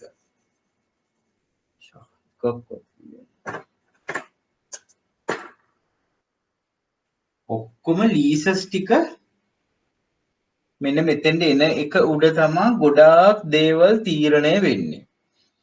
දැන් අපි කියමු දැන් 2006 වගේ ඇමරිකාවේ house mortgage market එක ඇත්තටම නිවාස සම්බන්ධ මේ උකස් කරන mortgage market එක තමයි ලෝකේ පොපියුලර්ම සිකියුරිටයිසේෂන් වල. ලංකාවේ නම් ගොඩක් leases යන්නේ. කියන vehicle leases market එකේ තමයි ඔක වෙන්නේ. housing mortgage market එකේ 2006 වගේ මේගොල්ලන් තමයි ඇත්තටම වැරද්ද කරේ. investment banks සෑහෙන ප්‍රමාණයක් ලීසස් දෙන්න මේ mortgage loans දෙන්න ගත්තා. මේ සමාගම් mortgage loans දෙන්න ගත්තා ඉස්සල්ලාම ගොඩක් අයට. එතකොට ඕක දෙන්න ඕනේ මේ ප්‍රයිම් කැටගරි එකට නැත්නම් ප්‍රයිම් කස්ටමර්. ප්‍රයිම් කස්ටමර් කියන්නේ ගෙවන්න හැකියාව තියෙන කස්ටමර් බේස් එක. ඒ අයට තමයි මේ ලෝන්ස් සාමාන්‍යයෙන් දෙන්නේ. එතකොට ඕක දුන්න 2006 වගේ මුල කාර්තු වගේ එක දීලා සෑහෙන ලොකු මාකට් එකක් ඒගොල්ලන්ට තිබ්බා ලීසින් කම්පැනි වලට. ඒ එක්කම ඒ ඩිමාන්ඩ් එකකින් තල්ලු වෙච්ච ප්‍රයිම් ඒ කියන්නේ ලෑන්ඩ්ස් ඒ කියන්නේ ප්‍රොපර්ටි මාකට් එකකුත් තිබ්බා. ඒ කියන්නේ මේ දේපල වල මිල ගන්නනුත් ඒත් එක්කම ඉහළ ගියා. ඒතකොට 2006 මුල ඔය. ඒක උඩට ගියා මොකද ඩිමාන්ඩ් එක වැඩි. ලීසස් දෙන්න ගත්ත ප්‍රයිම් අයට. දැන් ප්‍රයිම් සෙග්මන්ට් එක ගොඩාක් දුරට ඉවර වුණා. මේ ගොල්ලන් ඊට පස්සේ සබ් ප්‍රයිම් කියන්නේ ඊට පල්ලෙහා කැටගරි එක. මේ ක්‍රයිසිස් එකට ඕගොල්ලන් සර්ච් කරනවා නම් ඕගොල්ලන් ගහලා බලන්න ඕනේ සබ් ප්‍රයිම් මෝගේජ් ක්‍රයිසිස් කියලා. ඕගොල්ලන් දැන් උනත් ඕගොල්ලන් ඉන්නවා නම් තව වෙන ඩිවයිස් එකක ඇක්සස් තියෙනවා නම් සබ් ප්‍රයිම් මෝගේජ් ක්‍රයිසිස් කියලා ගැහුවොත් සෑහෙන විස්තරයක් එයි. අර 2007 8 9 වගේ අවුරුදු පෙන්නලා සබ් ප්‍රයිම් මෝගේජ් ක්‍රයිසිස් කියලා කියන්නේ. ඒ නම වැටුනේ මෙන්න මෙතන. මොකක්ද දෙවෙනි පෙළ? සබ් ප්‍රයිම් කස්ටමර්ස් ලටත් ඊට පස්සේ දෙන්න ගත්තා. මොකද මේ උඩ එකේ රස වැටිලා ඒකේ හොඳට බිස්නස් ගිහිල්ලා ඒත් එක්ක හැබැයි මතක තියාගන්න 120ක් විතර ප්‍රයිම් මේ ප්‍රොපර්ටි මාකට් එකත් උඩට ගියා කියලා. කියන්නේ මිලියන එකකට තිබ්බ ප්‍රොපර්ටි එක 1.2 1.3 වගේ ප්‍රයිස් හයික් එකකුත් ගියා මොකද ඩිමාන්ඩ් එක වැඩි. සබ් ප්‍රයිම් අයටත් දෙන්න ගත්තාම සබ් ප්‍රයිම් කියන්නේ කොහොමද ඒගොල්ලන්ට ගෙවීමේ කැපැසිටි වල ප්‍රශ්නයක් තියෙනවා. ඒ කියන්නේ ලක්ෂයක් ආදායම තියෙනවා නම් ලක්ෂයට වඩා ඒගොල්ලන්ට වියදම් වෙනවා මේ මෝගේජ් එකේ ටර්ම් එකත් එකතු කරපුවාම. මම සරලම අදහස කිව්වේ. ඒත් අන්න එක තමයි සබ් ප්‍රයිම් කැටගරි එක. ඒගොල්ලන්ටත් දෙන්න ගත්තා මේ බිස්නස් වැඩි කරගන්න. දැන් මේක දුවනවා ලොකු ඒක කියන්නේ බබල් එකක්. ඒ බබල් ස්ටේජ් එක. බබල් එකක් විදිහට මාකට් එක. එතකොට මොකද උනේ 120ක් 30ක් විතර ගිහිල්ලා තිබ්බ මෝගේජ් මාකට් එක නැත්නම් ප්‍රොපර්ටි මාකට් එක. ලෑන්ඩ් ඇන්ඩ් ප්‍රොපර්ටි වල ප්‍රයිසස් එක තවත් ගියා. 60ක් විතර ගියා. ඇයි? සබ් ප්‍රයිම් වලටත් දීලා දැන් ඒගොල්ලොත් පැන ගන්න ගියා. දැන් ඉච්චර ඉඩ කඩන්නේ නැහැ නේ. එතකොට ඉඩ කඩන් පොඩ්ඩයි හැබැයි ගන්න අය වැඩි. බයර්ස්ලාගේ මාකට් එක. බයර්ස්ලා එන්න ගත්තාම ඒක තව ටිකක් උඩට ගියා. එතකොට එක තැනකදී දැන් මේ මොකද වෙන්නේ? එක තැනකදී සබ් ප්‍රයිම් ලාගේ ඩිෆෝල්ට් වෙන්න ගත්තා. මේගොල්ලන්ගේ ඩිෆෝල්ට් වෙන්න ගත්තා. දැන් සබ් ප්‍රයිම් කැටගරි එකේ තමයි ඔක උනේ. ඇයි ඒගොල්ලන්ට ගෙවන්න කැපැසිටි නැහැ. එක තැනකදී ඒගොල්ලන් බ්‍රේක් වෙනවා. දැන් ඕක සාමාන්‍ය 102ක විතර ඩිෆෝල්ට් වීමක් මේකෙන් ඇබ්සෝබ් කරනවා. දැන් මේ ඔක්කොම මේවා මතක තියාගන්න ආයෝජන බැංකුව අරගෙන සිකියුරිටයිසේෂන් උත් ඒ හා සමානවම කරලා තියෙන්නේ. ට්‍රිලියන් ගාණක් ඒ කියන්නේ ඩොලර් ට්‍රිලියන් ප්‍රමාණයක සිකියුරිටයිසේෂන් ඇමරිකාවේ 2007 වෙද්දී කරලා තියෙනවා. එතකොට ඒ ට්‍රිලියන් වැලියුස් වලින් තියෙන සම්පූර්ණ මාකට් එක ඉස්සල්ලාම ඩිෆෝල්ට් එන්ට නැත්තම් පැහැර හැරීම පටන් ගත්තේ සබ් ප්‍රයිම් කැටගරි. එතකොට ඒක ඩ්‍රොප් වෙන්න ගත්ත ගමන්ම මොකද උනේ? දැන් ඕගොල්ලන් දන්නවා ඉනිෂියල් ප්‍රොසෙස් එකේ කොහොමද වෙන්නේ. අපි කියමු 3 වෙනි මාසේ 4 වෙනි මාසේ වගේ යනකොට ඒ ඩිෆෝල්ට් එකක් වුණොත් කොතෙන්ද බලපෑම එන්නේ? දැන් ඉස්සල්ලාම මේ ප්‍රොසීඩ්ස් ස්පෙෂල් පර්පස් වෙහිකල් එකට ගිහිල්ලා එතනින් තමයි මේගොල්ලන්ට ඉන්වෙස්ටර්ස්ලාට ආපහු පේමන්ට් එක කරන්නේ. එතකොට එතනදී මම මේක ඇන්දොත්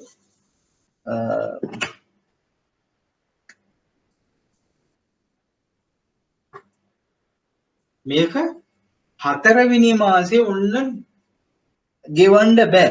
ඇයි මේකෙන් 4 වෙනි මාසේ වගේ යනකොට මේගොල්ලන්ගේ ඩිෆෝල්ට් එන්න ගත්තා.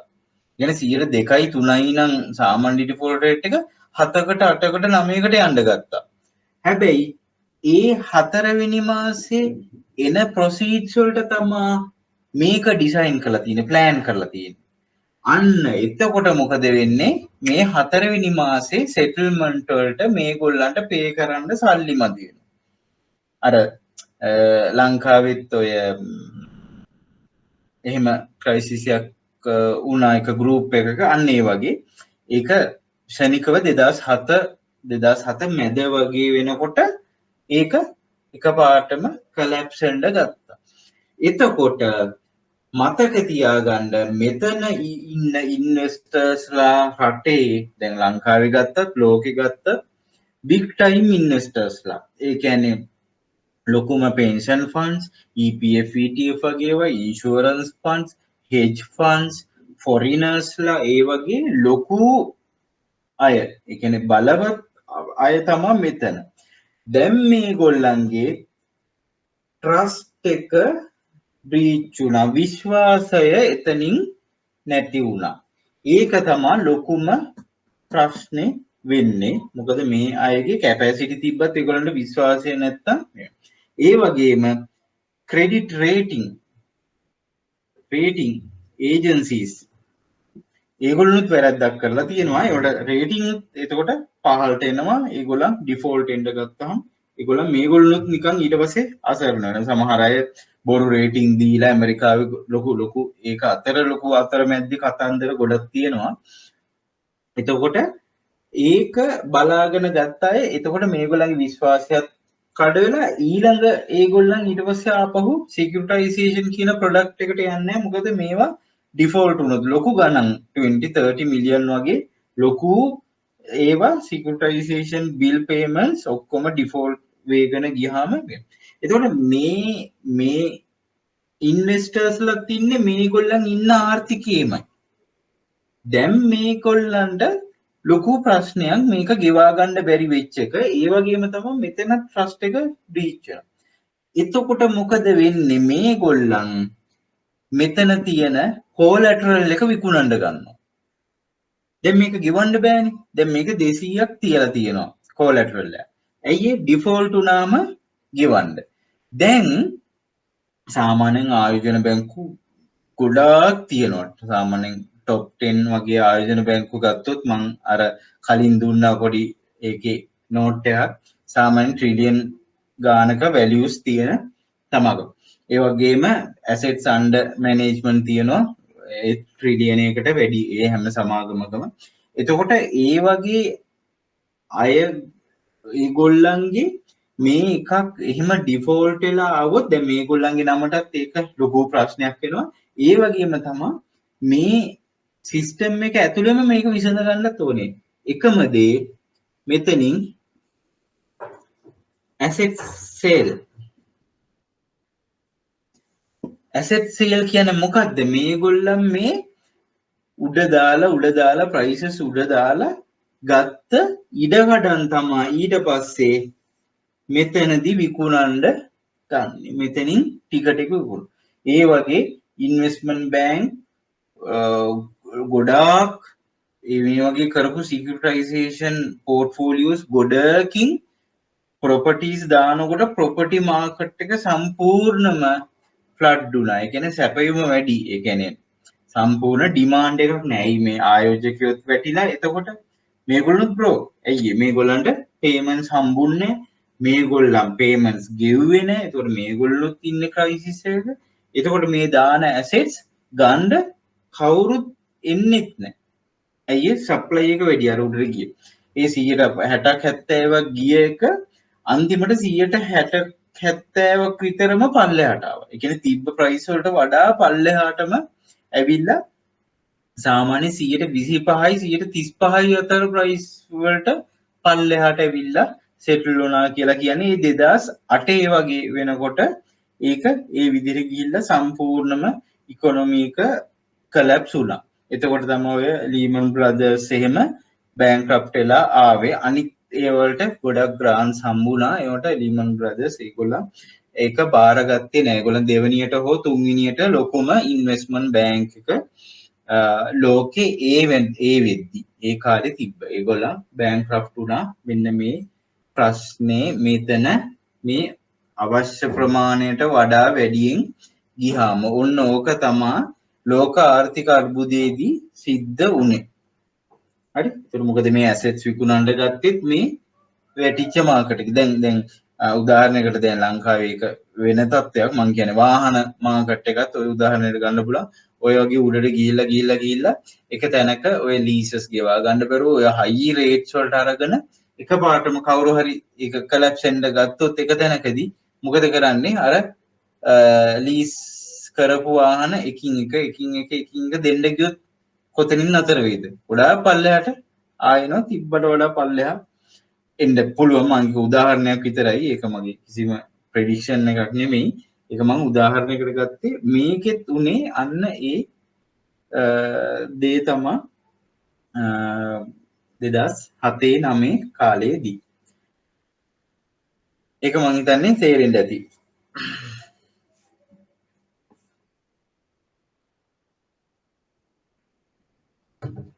right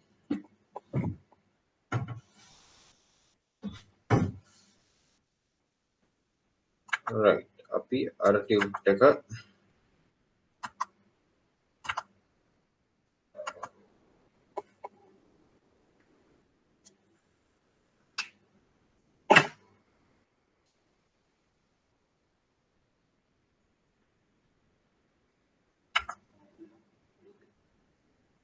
right එතකොට ඕගොල්ලන්ට ඒක පොඩ්ඩක් ප්ලොට් කරගන්න පුළුවන් සුරකුම් කරණයට බලපෑම් කොහොමද සබ්ප්‍රයිම් කැටගරි එක නැත්තම් ප්‍රමුඛ නොවන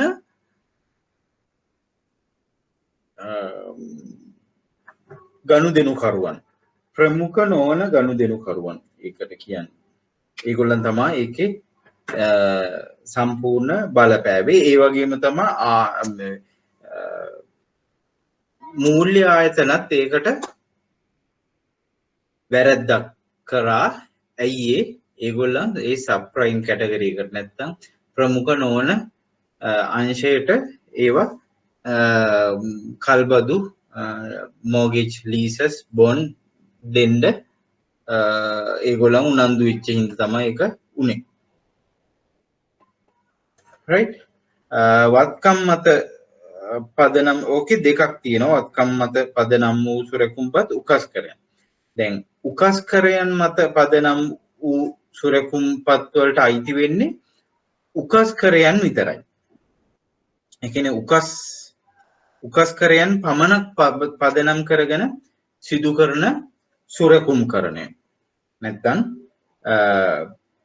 ඒක බන්ඩල් කරන එක ඒක සුරකුම් එකතු කරන එක උකස්කරයන් කියන්නේ වත්කම් මත පදනම් වූ සුරකුම් වලට අයිති වෙනවා ලැබිය යුතු සියලු ණය වාරික සහ අයවිය යුතු ණයපත් වාරික ක්‍රෙඩිට් කාඩ් බේස් කරලා දෙනවා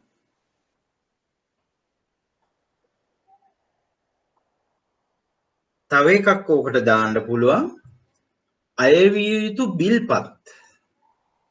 අයවිය යුතු බිල්පත් එතකොට බිල්පත් ගන්න පුළුවන් ණයපත් ඒ කියන්නේ ක්‍රෙඩිට් කාඩ් පේමන්ට්ස් ගන්න පුළුවන් නැත්නම් සියලු ණය වාරික ගන්න පුළුවන් එතකොට ණය වාරික එතකොට කොහොමද බිල්පත් ගන්නෙ දැන් උදාහරණයකට ලංකාවේ එකක් සිද්ධ කරා මට හරියට මතක නැහැ ඒක ඉලෙක්ට්‍රිසිටි බිල්ද වෝටර් බිල්ද කියලා ඒවා පදනම් කරගෙන ඒ කියන්නේ දැන් අපි කස්ටමර් කෙනෙක්ගේ ගත්තොත් අපි දන්නවන්නේ ඉස්සරහට සාමාන්‍ය බිල් එකේ වැලියු එක දැන් අපි වතුර බිලක් ගත්තොත් සාමාන්‍යයෙන් 1000යි 1400යි වගේ අතර එන කස්ටමර් කෙනෙක්ගේ අපිට උපකල්පනය කරන්න පුළුවන් ඊළඟ අවුරුදු දෙකක මේ වගේ 1000ක හෝ 1200ක හැම මාසෙම බිල් එකක් එන්න පුළුවන් කියලා. ඒතකොට එන්නේ ඒක එක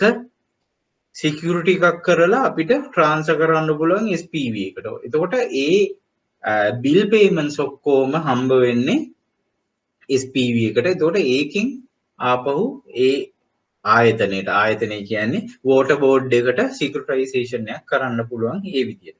ක්‍රෙඩිට් කාඩ් වැලියුස් උත් එහෙමයි. ක්‍රෙඩිට් කාඩ් සාමාන්‍යයෙන් ස්පෙන්ඩිං කෙනෙක්ගේ වියදම් කිරීම මාසිකව අරගෙන ඒක ඉස්සරහට අරගෙන ඒ ඔක්කොම ක්‍රෙඩිට් කාඩ් පේමන්ට්ස් වලට ආපහු සිකියුරිටයිසේෂන් කරන්න පුළුවන්. ඒතර ඒක තමයි වත්කම් මත සහ උකස්කරයන් අතර වෙනස. උකස්කරයන් වලට අයිති වෙන්නේ උකස්කර. ඒ කියන්නේ උකස් කරලා දෙන ඒවා මොගේජ් බැක් සිකියුරිටිස් ඒ කියන්නේ ගෙවල් මෝගේජ් කරන ඒවා වගේ තමයි ඒකට අයිති වෙන්නේ. එතකොට මේකේ තියෙනවා ඔක්කොම ඉතුරු ටික විශේෂ අරමුණු යාන්ත්‍රණය කියන්නේ මොකද්ද? ණය හෝ උකස් කර එකතුව නිකුතු කරු නමින් විශේෂ අරමුණු යාන්ත්‍රණය අතිවිශේෂ නෙමෙයි. විශේෂ අරමුණු යාන්ත්‍රණය කියන ගිණුමකට මාරු කරනවා. එහි අරමුණ වන්නේ මූල්‍ය අවශ්‍යතාවයේ ඇති ආයතනයේ මූල්‍ය සම්පාදක ආයතනයෙන් වෙන්කර දැක්වීම. අන්න ඒක මම එක්ස්ප්ලේන් කරන්න ඕනේ. මොකද්ද මේ මූල්‍ය සම්පාදක ආයතනයෙන් මූල්‍ය අවශ්‍යතාවයේ තියෙන අරුණ සර් මේ ඇසස් බේස්ඩ් සිකියරිටීස් නොයි මෝගේජ් බේස් සිකියරිටීස් වල අර ලැබිය යුතු ණයවාරික ක්‍රෙඩිට් කාඩ් වල ඒවා බිල් පත්වල ඒවා සර් එන්නේ ඇසස් බේස් වලද? ඇසෙට් බේස් වත්කම් මත පදනම් සුරකුම් පත් වලට. එතකොට සර් මේ මෝගේජ් බේස් සිකියරිටීස් වලට මොනවද දෙන්නේ සර්? ඒක මෝගේජස්. අපි කියමු මෝගේජ් ලෝන්ස්. දැන් අපි මෝගේජ් එකක් උඩ මේව කරනවා කියලා හවුස් මෝගේජස්. අන්න ඒවා තමා මෝගේජ් බැක් සිකියරිටීස් කියන්නේ. ඒක තමා ගොඩක්ම පොපියුලර් ඇත්තටම. ද සිකියුරිටයිසේෂන් එක කිව්ව ගමන් මෝගේජ් බැක් සිකියරිටීස් තමා ඒකට එන වචනේ. ඒකටම ඇඳෙන වචනේ. හැබැයි ඇසෙට් බැක් සිකියරිටීස් කියන්නේ ඔය ඒකේ නැතුව අනිත් ඒවා උකස් කරයන් නැතුව අනිත් ඒවා ඔක්කොම අයිති වෙන්නේ ඇසෙට් බැක් සිකියරිටීස් වලට. එතකොට සර් මේ රත්තරන් බඩු වලටත් ඔකම කරන්න පුළුවන්ද සර්? රත්තරම් බඩු වලට හොඳ අයිඩියා එකක්. ඔව්. ඒකත් කරන්න පුළුවන්. හැබැයි මෙහෙමයි.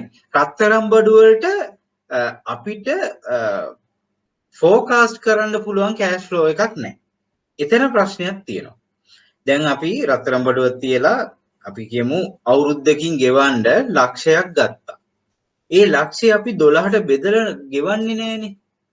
අපි අන්තිම දවසේ සෙටල් කරන්න පුළුවන්. මාස 6කින් සෙටල් කරන්න පුළුවන්. අවුරුද්දක් ගිහිල්ලා ඉන්ට්‍රස්ට් එක විතරක් ගෙවලා ඊළඟ අවුරුද්දට ෆෝවර්ඩ් කරන්න පුළුවන්. ඒකනේ වැඩි. ඒක බෑ ඇත්තටම. එහෙම කිව්වහම කරාම එතන ලොකු ඩිෆිකල්ටිස් ගොඩක් එනවා. මොකද අපිට පුරෝකථනය කළ හැකි මුදල් ප්‍රවාහයක් කියන එක මස්ට් මේකෙදි. ඒක අත්‍යවශ්‍යයි. අන්න ඒක නෑ ඒකෙදි. දැන් ඔයාලට මොන හරි හවුස් රෙන්ටල් හරි වෙහිකල් රෙන්ටල් හරි ෆික්ස් කෑෂ් ෆ්ලෝ එකක් තියෙන්න ඕනේ. month on month cash flow එකක් තියෙන්න ඕනේ. එහෙම නැත්තම් බෑ. අඩු ගානේ ක්වාර්ටර්ලිවත් තියෙන්න ඕනේ. මේ අර ජුවලරි වලට ෆෝනින් වලදී ප්‍රශ්නේ අන්න ඒකයි. ඒකේ අපිට ප්‍රෙඩික්ට් කරන්න බැරි කෑෂ් ෆ්ලෝ එක. මේ අනිත් හැම එකම අපිට හරියටම කියන්න පුළුවන්. ලීසස් මෝගේජස් ඔක්කොටම ගෙවන වාරිකයක් කියන එක තියෙනවනේ. අන්න ඒක මේක කරනවා. දැන් අර මතක තියාගන්න දැන් වතුර බිල් හොඳයි ඒ වගේ. අනේ එහෙම මේවා කරන්න අරුණ. ඔය දැන් ඔයාගේ ප්‍රශ්නයක් විතරක් නෙමෙයි. මේක ඔක්කොටම කොමන් එතකොට ආන්සර් වෙනවා. ඒක ලොකු හෙල්ප් එකක් අනිත් අයටත්. මේ මොකද මේක ටිකක් ප්‍රශ්න තියෙන්නම ඕන කොටසක් හින්දා. දැන් මං කියන්නේ ගියේ වතුර බිල්, ලයිට් බිල් වගේ ඒවත් එහෙමයි ෆෝකාස්ටඩ් අපිට කෑෂ් ෆ්ලෝ එකක් නැත්තම් පුරෝකථනය කරපු කෑෂ් ෆ්ලෝ එකක් බේස් කරගෙන තමයි සිකියුරිටයිසේෂන් එකට යන්න වෙන්නේ. ඇයි ඒ අපිට බිල් කොච්චර එනවද කියන එක කියන්න බෑනේ. අපිට ෆෝකාස්ට් එකක් විතරයි දෙන්න පුළුවන්. එතකොට අපි කියමු ලයිට් බිල් සාමාන්‍යයෙන් වෙනස් වෙන්න පුළුවන්. රුපියල් 4000යි 5000යි අතර බිලක් එනවා. දැන් අවුරුදු 2ක් විතර තිස්සේ එනවා. අන්න ඊළඟ අවුරුදු දෙකට අපිට 4000යි 5000ට කෑෂ් ෆ්ලෝ එකක් අපිට එක්ස්පෙක්ට් කරන්න පුළුවන්. එතකොට අන්න ඒවා බන්ඩල් කරලා SPV එකක් ක්‍රියේට් කරලා ඉන්වෙස්ට්මන්ට් බැංකයක් කරා අන්න එතකොට මේකක් ගන්න පුළුවන්. ඉලෙක්ට්‍රිසිටි බෝඩ් එකට ඒගොල්ලන්ගේ මොනවා හරි තව ටවර්ස් ගහන්න ප්‍රොජෙක්ට්ස් මොනවා හරි කරන්න. හරි ප්‍රෙඩික්ටබල් කෑෂ් ෆ්ලෝ එකක් තියෙන්න ඕනේ. අන්න ඒක ඔයගොල්ලන් මස්ට් ඒක දැනගන්න ඕනේ. right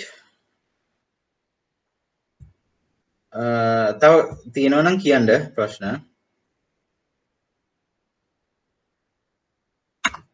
Sir, mortgage based securities වලට examples මොනවාද sir? Mortgage based securities වලට housing loans වගේ, housing loans, house mortgages, ඇත්තටම lease එක mortgage lease එකක් ගන්න පුළුවන්. ගොඩක්ම වෙන්නේ house and real estate කියන එක. නැත්තම් මොකද real estate කියන්නේ මේ ස්ථාවර වත්කම් සම්බන්ධ ඒවා, machines, heavy machineries ඒවා, අන්න ඒ වගේ ඒ දේවල් ඒකට ගන්න පුළුවන් උකස් කරගෙන. ලෝකේ ගොඩක්ම popular house නැත්තම් real estate ඉඩම් ගෙවල් කියන ඒවා. commercial property තියෙනවා ඒ එක segments. එතකොට ඒවට වෙනම securitization කරන්න පුළුවන්. හරි, commercial property කියන්නේ වෙනම segment එකක්.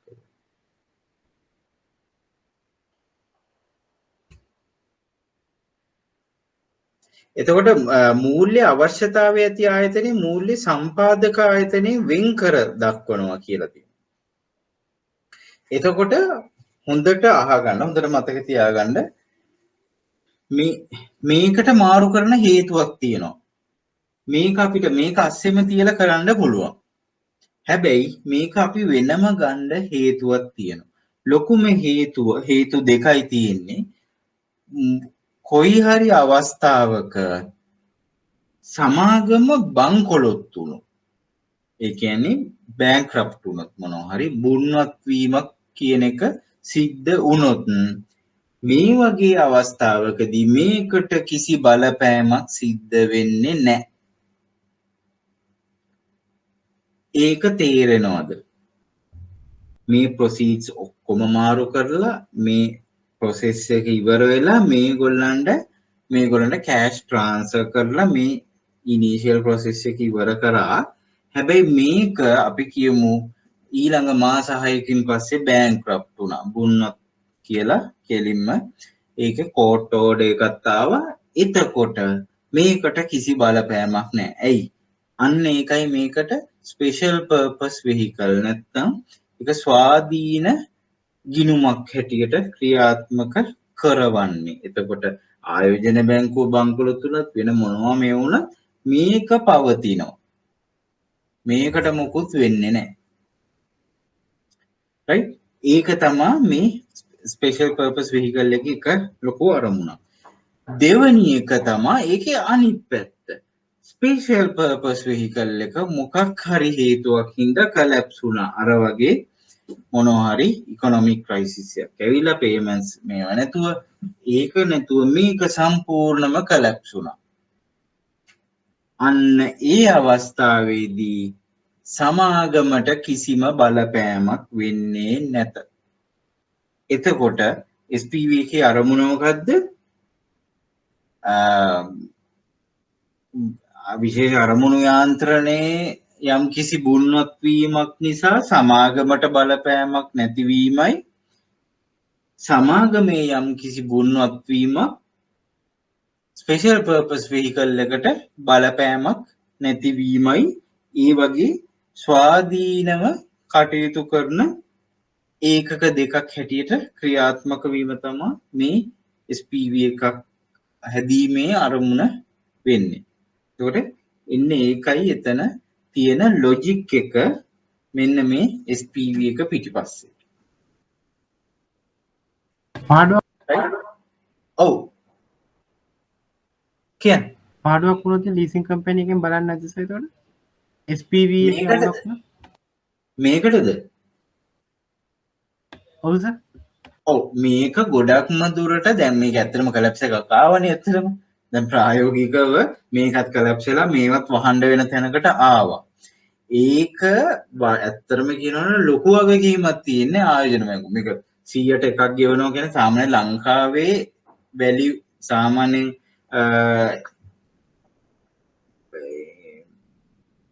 මොකද මේ සිකියුරිටයිසේෂන් එක වැලියු එක 1 බිලියන් මේ උදාහරණේ කිව්ව වැලියු එකමයි සාමාන්‍ය සිකියුරිටයිසේෂන්.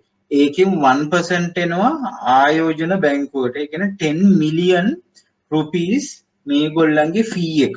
මේගොල්ලන්ට තමයි ගොඩක්ම මේකේ තියෙන්නේ. මොකද මේගොල්ලන් තමයි රේටින් කරන්නේ, බැංක අපොයින්ට් කරන්නේ ඉන්වෙස්ට්මන්ට් බැංක් එකේ. එතකොට ඒ රේටින් එක එහෙම ගන්නකොට අනිවාර්යෙන් හොඳ රේටින් එකක් ගන්න වගකීම තියෙන්නේ මේගොල්ලන්. ඒතර කොලැප්ස් වුණොත් මේගොල්ලන්ගේ ගොඩක් රෙස්පොන්සිබිලිටි එකක් තියෙනවා. හැබැයි මේකේ සයිස් එක හින්දා මේකේ කොලැප්ස් වීම හින්දා මේකට ගෙවන්න බැරි වුණොත් අන්තිමට මේගොල්ලොනුත් ඒකින් කොලැප්ස් වෙන්න පුළුවන්. මොකද ඉකොනොමි එකට ඒක බලපෑමක් වෙනවා. මේක මේ 1 බිලියන් ඇත්තටම දැන් අර මම ඇමරිකාවේ තත්ත්වය කිව්වේ 1 බිලියන් කියන්නේ මාකට් වැලියු එක නෙමෙයි. සම්පූර්ණම ඉන්ට්‍රස්ට් එක එකතු වුණාම වැලියු එක ටෝටල් වැලියු එක. එතකොට ඒකේ මාකට් වැලියු එක 120ක් වටුනොත් 800 මිලියන් වලට එනවා. දැන් මං කියවනේ 150ක් විතර ආවා කියලා. 150ක් ආපු ගමන් මේ SPV එක කොලැප්ස් වෙනවා. ඇයි මේකේ තියෙන ඇසෙට්ස් විකුණලා මේකේ තියෙන ප්‍රොසීඩ්ස් සෙටල් කරන්න බෑ. මේකේ තියෙන කමිට්මන්ට් මේකේ තියෙන ගෙවන්න තියෙන ඒවා ගෙවන්න බෑ. 800 වලට වඩා පල්ලෙහාට આવොත් ඇසෙට්ස් විකුණලා. වාහනයකට අපි ලීස් එකක් ගත්තා. 125යි. 125යි ලීස් එක 130යි වැලියු එක. 125ක් ලීස් එක ගත්තා. දැන් කොලැප්ස් වුණා. 120යි මේ වාහනේ වැලියු එක. දැන් ලීස් එක 125. අපි නොගෙව ඉන්නවා ඉතින්. ඇයි 20යි මාකට් වැලියු.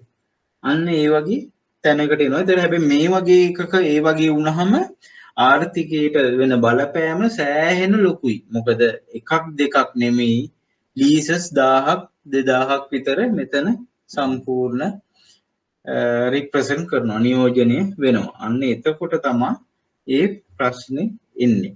ඒතර ඒ වගකීම් මේගොල්ලන්ට තියෙනවා. ඒ වුණාට අර 2007 9 වගේ අර නැව් කීපයක් අර එකට එක කනෙක්ට් වෙලා වගේ එකක් ගිලුනහම අනිත් ඔක්කොම ඇදගෙන මුහුදු පතුලට ගියා වගේ මේ 2007 9 ප්‍රශ්නේදී උනේ මේ ඔක්කොම කලප්සලා ගියා. ඒකයි එතනදී උනේ.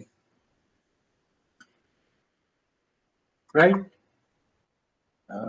එතකොට ඕගොල්ලන්ට පොඩ්ඩක් අර කියලා ගන්න ඕන එකක් තියෙනවා. තව තියෙනවා නම් අහන්න ප්‍රශ්න.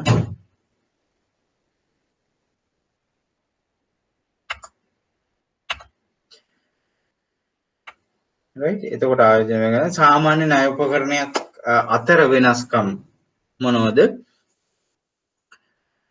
කොටස් ගනුදෙනු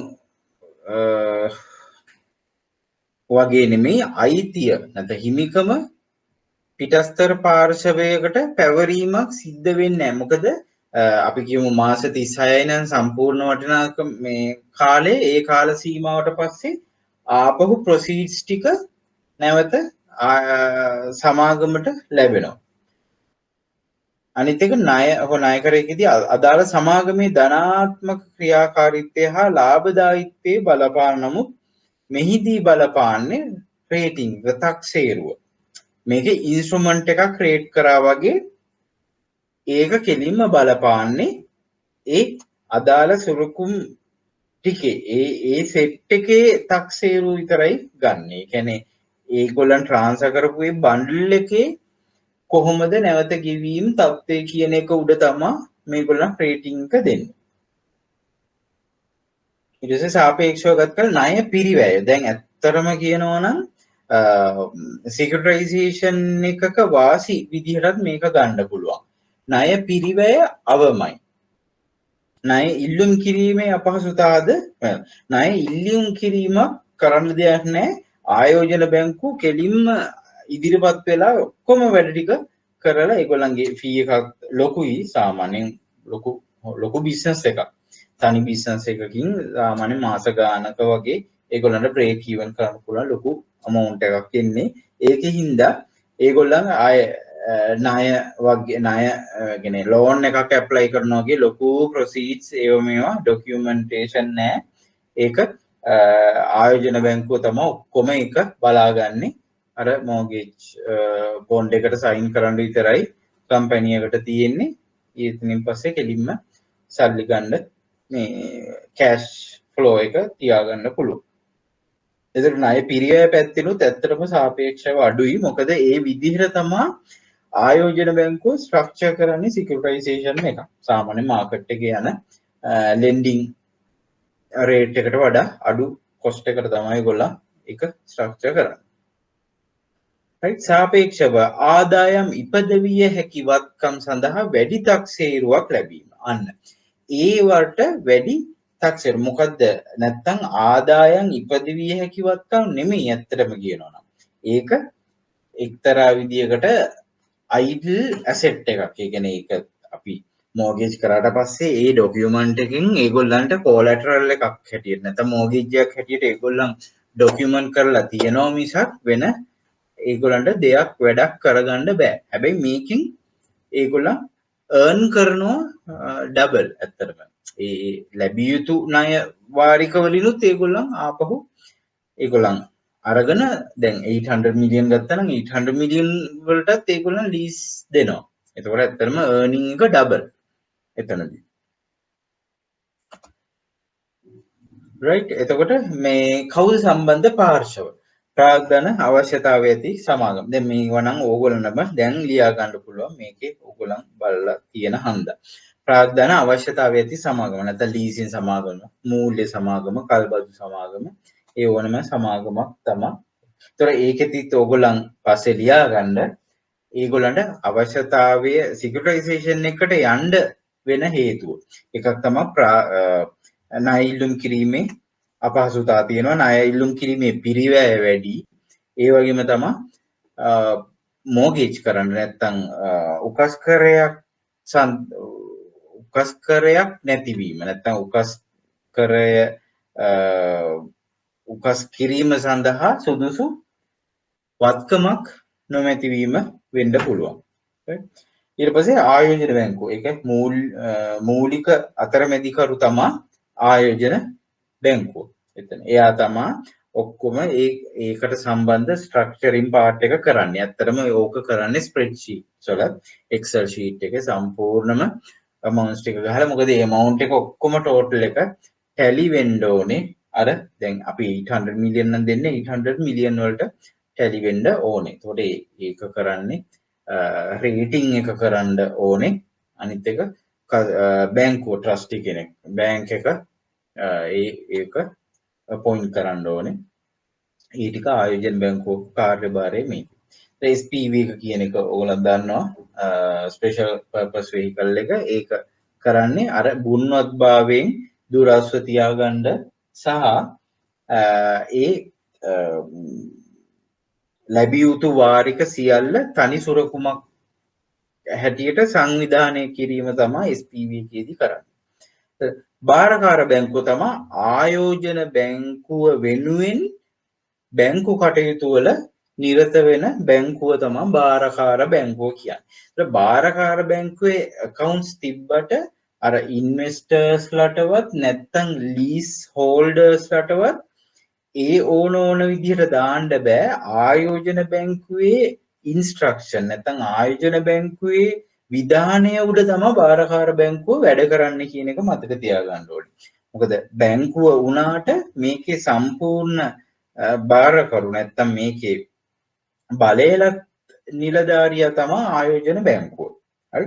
එයාගේ ඉන්ස්ට්‍රක්ෂන් වල තමයි භාරකාර බැංකුව ආයෝජකයන්ට සුරකුම් නිකුත් කරන්නේ, ඒගොල්ලන්ට ඉන්ට්‍රස්ට් ගෙවන්නේ, ඒගොල්ලන්ගේ ප්‍රොසීඩ්ස් සෙටල් කරන්නේ, ඒ ඔක්කොම කරන්නේ භාරකාර බැංකුව ආයෝජන බැංකුවේ උපදෙස් උඩ. right?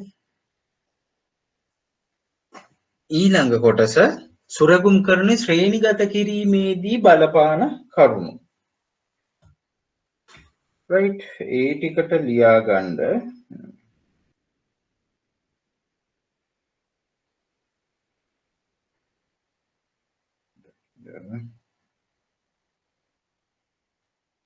අදාළ සමාගම අයත් වන ශ්‍රේණිය. ඒක ලියා ගන්න අදාළ සමාගම අයත් වන ශ්‍රේණිය.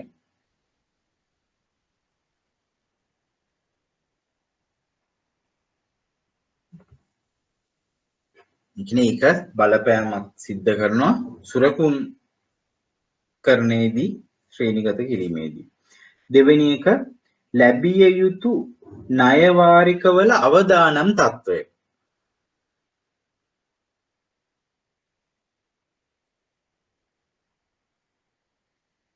ණය වාරිකවල අවදානම් තත්ත්වය. නැත්තම් කමා දාලා නැත්තම් ඩෑෂ් එකක් දාලා ලියා ගන්න. පැහැර හැරීම. ඩිෆෝල්ට් රේට් එක. පැහැර හැරීම ප්‍රතිශතය නැත්තම් පැහැර හැරීම ඒක ඩිෆෝල්ට් රේට් එක. කොච්චර ඩිෆෝල්ට් වෙන සම්භාවිතාවයක් තියනවද එතන? පර්සන්ටේජ් එක කොච්චර? ඊළඟ එක වෙළඳපළ සහ ගනුදෙනුකරුවන්ගේ ස්වභාවය.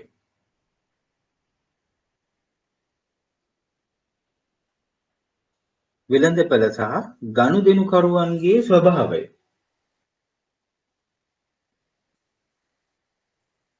දැන් සමහර සෙග්මන්ට්ස් තියෙන්න පුළුවන් මාකට්ස් තියෙන්න පුළුවන් සෙග්මන්ට්ස් දැන් අපි කියමු 3 wheel වගේ 3 wheeler මාකට් එක සමහරට ඒකේ රීපේමන්ට් ඒ ගනුදෙනුකරුවන්ගේ ස්වභාවය වෙනස් මොකද ඒගොල්ලන් ගෙවීම් හොඳට සිද්ධ කරනවා ඇයි ඒ 3 wheel කියන්නේ සාමාන්‍ය ඩොමෙස්ටික් සාමාන්‍ය ගෙදර පරිභෝජනය කරන වාහනයක් නෙමෙයි ගොඩක්ම වෙලාවට ඒක තමන් උපයන එකක් හැමදාම රුපියල් 5000ක් ඒක උපයන එයා ඒක ඉන්වෙස්ට්මන්ට් ප්‍රොපර්ටි එකක් විදිහට තමයි ඇත්තටම මේ වෙන්නේ.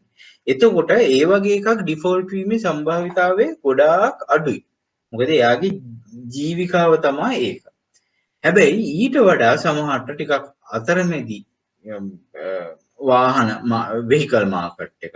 ඒ වාහන වලට තියෙන මාකට් එක අපි කියමු සාමාන්‍ය නිකන් දැන් නම් වාහන ගොඩක් වැඩි හින්දා කියන්න අමාරුයි ලක්ෂ 50ක 60ක 70ක වගේ ඒ වගේ වාහන වලට තියෙන ඒ සෙග්මන්ට් එක ගත්තොත් ඒ ලීසස් ඩිෆෝල්ට් වෙන්න නැත්තම් පැහැර හරින්න අර 3 wheel මාකට් එකට වඩා සම්භාවිතාවයක් තියෙන්න පුළුවන්. ඇයි ඒගොල්ලන් ඒ වාහනින් earn කරන්නේ ගොඩක් වෙලාවට ඒගොල්ලන් සැලරි එකෙන් නැත්තම් allowance එකෙන් තමයි ඒගොල්ලන්ගේ ලීස් එක ගෙවන් යන්නේ. එතකොට ෂණිකව ඒගොල්ලන් ටක් ගාලා දැන් මේ වගේ කාලවල වලදී වගේ ටක් ගාලා ඒගොල්ලන් බ්ලොක් වෙන්න පුළුවන්, හිර වෙන්න පුළුවන්. ඒතර මේ ඩිෆෝල්ට් රේට් එක අවදානම් තත්ත්වයේ කෙලින්ම අපිට වාහනින් මේව කරන්න බෑ. ඇත්තට මේ වෙළඳපළ සහ ගනුදෙනුකරුවන්ගේ ස්වභාවය එතනදී එතකොට බලපානවා කියලා මතක තියාගන්න ඕනේ. right ඊට පස්සේ ගෙවීමට ඇති සමස්ත වාරිකවල ප්‍රමාණය ගෙවීමට ඇති සමස්ත වාරිකවල ප්‍රමාණය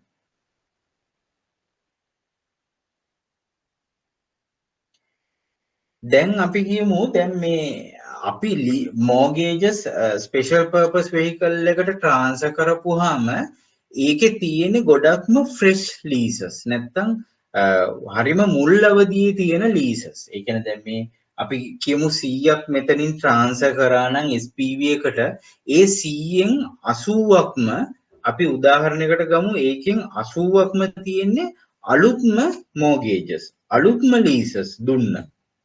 ඒතකොට ඒක සාපේක්ෂව රිස්ක් එක වැඩිද අඩුයිද? රිස්ක් එක වැඩි. රිස්ක් එක වැඩි. very good. ඇයි එයා ඒ මේ උඩම ස්ටේජ් එකේ ඉන්නේ මුල්ම ස්ටේජ් එකේ ඉන්නේ එයාට ඩිෆෝල්ට් කිරීමේ හැකියාව ගොඩක් වැඩි. අනිත් එක අලුත් කස්ටමර් කෙනෙක්. අපි දන්නේ නැහැ. හැබැයි මාස 36න් මාස 20ක් 22ක් විතර ගෙවිගෙන ගිය කෙනෙක් නම් අපි හොඳට දන්නවා ඒ කස්ටමර් අපි කස්ටමර් ප්‍රොෆයිලින් කරලා තියෙන්නේ කොහොමත් කලින් ඒ වෙනකොට අපිට හොඳට අන්ඩර්ස්ටෑන්ඩින් එකක් තියෙනවා මේ කස්ටමර්ගේ පේමන්ට් පැටර්න් එක ගැන. එන්නේ එතකොට අපිට රිස්ක් එක අඩුයි. එතකොට අර ගෙවින්න තියෙන වාරිකවල ප්‍රමාණයත් ඒ ශ්‍රේණිගත කිරීම වලට සහ ඒ සුවකුමට බලපානවා කියලා මතක තියාගන්න ඕනේ. right සමස්ත වර්ගවල ප්‍රමාණය right ඊට පස්සේ සුරකුම් කරන මගින් ව්‍යාපාරයට ඇති වාසි අපි ද වාසි කොහොමත් අපි කතා කරා මොනවද වාසි වෙන්නේ වත්කම් ඇපයට තැබීමක් සිදු නොවීම ඒක ලියා ගන්න වත්කම් ඇපයට තැබීමක් සිදු නොවීම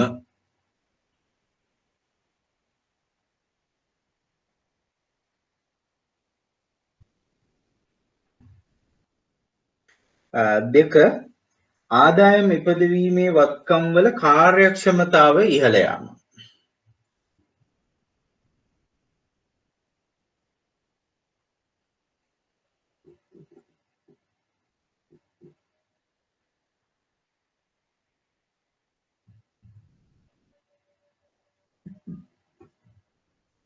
ධනාත්මක මුදල් ප්‍රවාහයක් පවත්වාගත හැකි වීම ධනාත්මක මුදල් ප්‍රවාහයක් පවත්වාගත හැකි වීම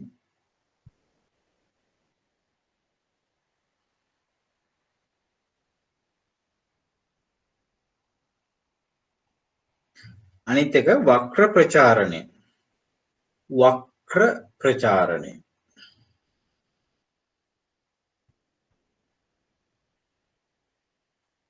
මොකද ඒකේ ඉන්ඩිරෙක්ට් පබ්ලිසිටි එකක් වගේ දෙයක් වෙනවා මොකද ආයෝජන බැංකුව හරහා මේක මාකට් එකේ මොකද කෝපරේට් කස්ටමර්ස්ලා ඉන්නේ ඒගොල්ලන් අතරට යනවා මොකද ලොකු හෙජ් ෆන්ඩ්ස් ලොකු ෆන්ඩ්ස් ඒ කියන්නේ අතරමැදි අරමුදල් ඔය විශ්වවිද්‍යාල අරමුදල් ඒ වගේ අරමුදල් තමයි ගනුදෙනුකරුවෝ වෙන්නේ එතකොට මේ කියන නම එතන කියවෙනවා එතකොට රේටිං එකක් හම්බ වෙනවා එතනත් ප්‍රචාරණයක් වෙනවා ඒ වගේ හැම පැත්තෙම වක්‍ර ප්‍රචාරණයක් වෙනවා එතකොට ඔයක තමා සම්පූර්ණ සිකියුරිටයිසේෂන් කොටස පැය දෙකකට අඩු කාලෙකින් මම කොහොම විස්තර කරා මොනවා හරි තියනවද ඕකේ ඩිස්පියුට් එකක් මොනවා හරි අතරමැද්දේ ප්‍රශ්න මොනවා හරි තියනවද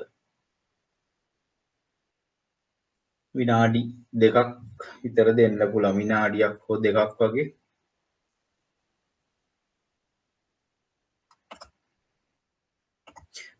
තව පොඩි නෝට් එකක් ඔයගලන්ට ලියා ගන්න වෙනවා එකක් තමයි සත්‍ය විකිණීම true sale ඔය securitization එකේ යටතේ පොඩි section දෙකක් තියෙනවා ඒක ලියා ගන්න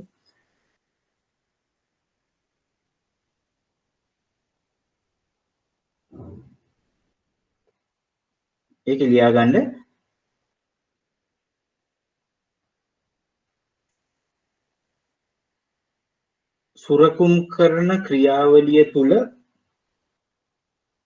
සුරකුම් කරන ක්‍රියාවලිය තුල ප්‍රාග්ධනය අවශ්‍ය සමාගම විසින්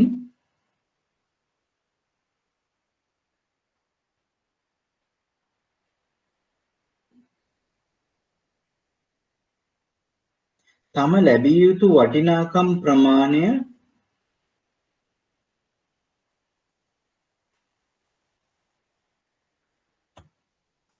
සත්‍ය ලෙසම විශේෂ අරමුණු යාන්ත්‍රණය SPV වෙත විකිණීමයි.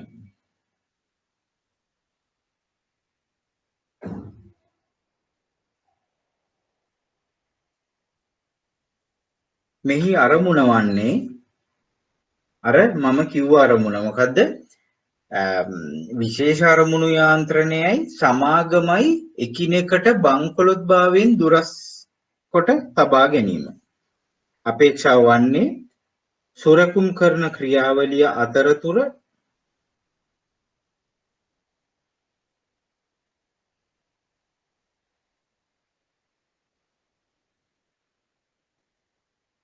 සමාගම සහ විශේෂ අරමුණු යාන්ත්‍රණය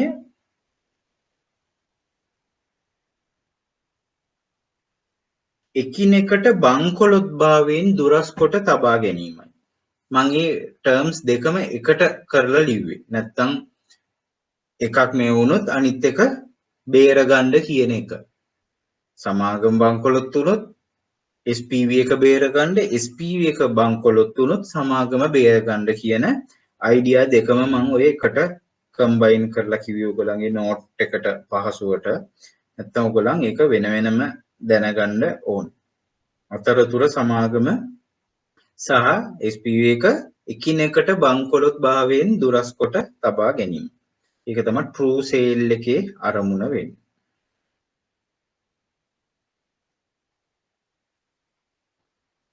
ඊළඟට පූර්ණ කැඳවීම කියන එක ලියන්න. පූර්ණ කැඳවීම clean up call.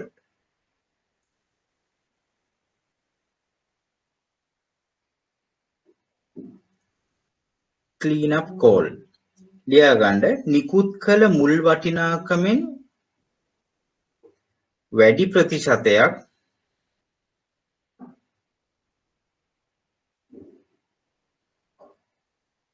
ගෙවා ඇති අවස්ථාවක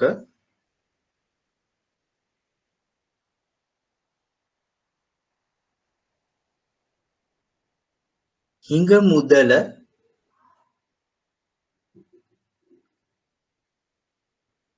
ගෙවා හිඟ මුදල එකවර ගෙවා සුරැකුම් කරන ක්‍රියාවලිය අවසන් කිරීමයි.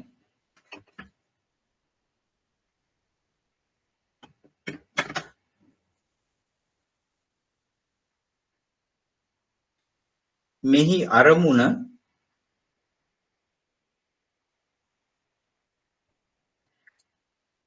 අදාළ සේවා අධීක්ෂණ පිරිවැය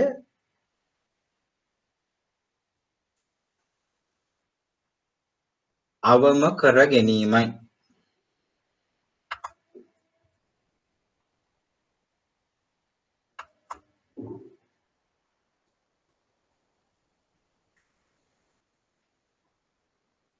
ඒක තේරුණාද? clean up call කියලා වචනයක් තියෙනවා. ඒක අහලා නැහැ, හැබැයි possibilities තියෙනවා. විභාගෙට අහපු එක ඉච්චර මේව කරන්න එපා. ලොකු weight එකක් තියන්න බැරි වුණාට ඇහුවොත් ලකුණු 3ක 5ක විතර ප්‍රශ්නයක් මගේ හැරෙනවා. ඒකින්ද මතක තියාගන්න clean up call එක කියන්නේ මෙන්න මේ වගේ අවස්ථාවක්. මේ වගේ එකක්. දැන් අපි කියමු මේකේ මාස 36 ඒවා යන්නේ. 36න් අපි කියමු 33ක් විතර ගිහිල්ලා තියෙන වෙලාවක 32ක් හෝ 33ක් ගිහිල්ලා තියෙන වෙලාවක අපි හිතනවා මේ අන්තිම ටික ඔක්කොම එකතු කරපුවාම එන වැලියු එක අන්තිම ටික එකතු කරපුවාම මේ අන්තිම හරිය තියෙන්නේ ඒ ටික කියමු අපි 100 මිලියන් තියෙනවා. අපි මේ 100 මිලියන් මේකේ කොහොම හරි කෑෂ් ඇඩ්වාන්ස් අරගෙන කොහෙන් හරි අපිට ඒ ඇඩ්වාන්ස් අරගෙන මේ මිලියන 100 හරි අපි කියමු 80ක් කියලා. මිලියන 80 එකපාර පියවලා දානවා. අපිට මාස අපි කියමු 5ක් හෝ 6ක් තියෙද්දි අපි සම්පූර්ණ මේ 80 මිලියන් වගේ 80 මිලියන් උත් ඉතුරු වෙන්නේ පොඩි ගාණක් ඉතුරු වෙන්නේ දැන් මේකට සාපේක්ෂව. මොකද ගොඩාක් ලීසස් ඒ වෙනකොට ඉවර වෙලා තියෙන්නේ. මොකද අතර මැද හරියෙන් අපිට ට්‍රාන්ස්ෆර් කරපු ඒවා අපිට 12න් විතර ට්‍රාන්ස්ෆර් කරපු ඒවා තව මේකේ 24ක් යනකොට ඉවර වෙලා 24ක් විතර ගියේවා තව ඊළඟ 12 වෙනකොට මේකෙන් අයින් වෙලා ගිහින්. ඒතර අන්තිම 6 වගේ තියෙන්නේ පොඩි ගාණ. ටක් ගාලා ක්ලියර් කරලා දානවා.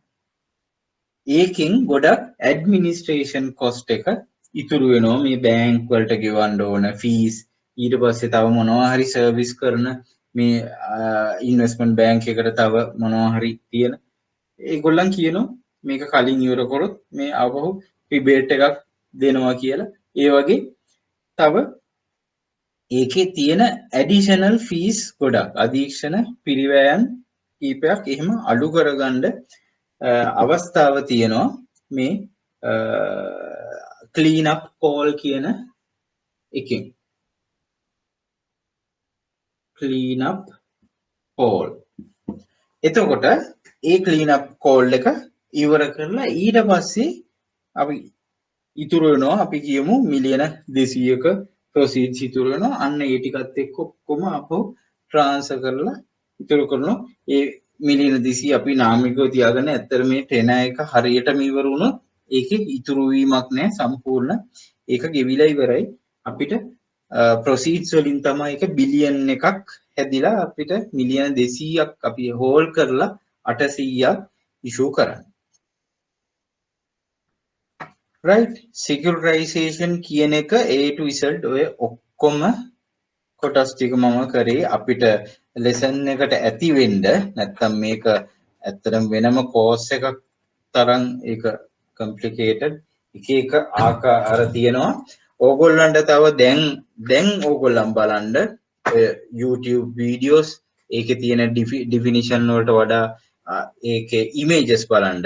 securitization කියලා ගහලා ඔයගොල්ලන් image column එකට යන්න. image column එකේ ඔයගොල්ලන්ට ඔය දැන් මම අර simple graphs දෙකක් පෙන්නවා.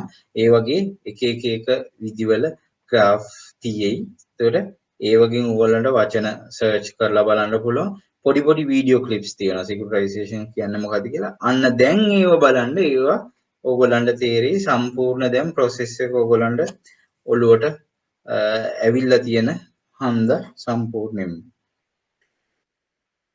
right තව අපි ප්‍රශ්න තව මොනවා හරි ප්‍රශ්නයක් ඒක ගැන තියෙනවද? තව විනාඩියක් ගමු අපි ඉවර කරමු.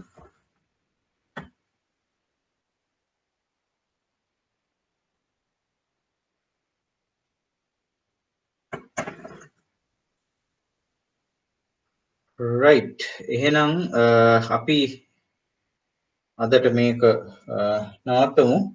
මම හිතනවා ඔයගොල්ලන් ඔක්කොම මේක ඇඳ ගන්න ඇති ක්ලියර් ඇති. process එක ආපහු බලන්න අද නෙමෙයි හෙට හරි අනිද්දා වගේ හවසක් අල්ලගෙන ඔයගොල්ලන් ඔෆිස් ඉවරුනාම ආපහු process එක ඕගොල්ලන්ම ඇඳ ගන්න කොතනින් කොතෙන්ද යන්නේ ඊට පස්සේ receipts ටික කොතෙන්ද යන්නේ. ඒ කියන්නේ ඉස්සල්ලාම issue කරන note එක කොහාටද යන්නේ. initial settlement එක පළවෙනි දවසේ settlement එක කොහාටද යන්නේ.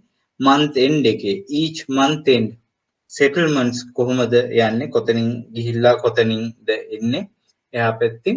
ඒ වගේම එක තැනක default වුණොත් ඒකේ chain of reaction එක ඒ full reaction එක ඒ යන සම්පූර්ණ ඒ pipeline එක සම්පූර්ණ ඔයගලන්ට clear කරගන්න පුළුවන්. දැන් අර initial graph එක ඔයගලන්ට තේරුණා නම් right එහෙනම් අපි ක්ලාස් එක නවත්තමු. එන සතියේ අපි 3:30 හම්බ වෙමු. අර question එක අර survey එක මේ ඔයගලන්ට link එකක් ඇවිල්ලා ඇති. online මේක fill කරලා දාන්න අපහු මම මතක් කරේ. right හරි එහෙනම් see you.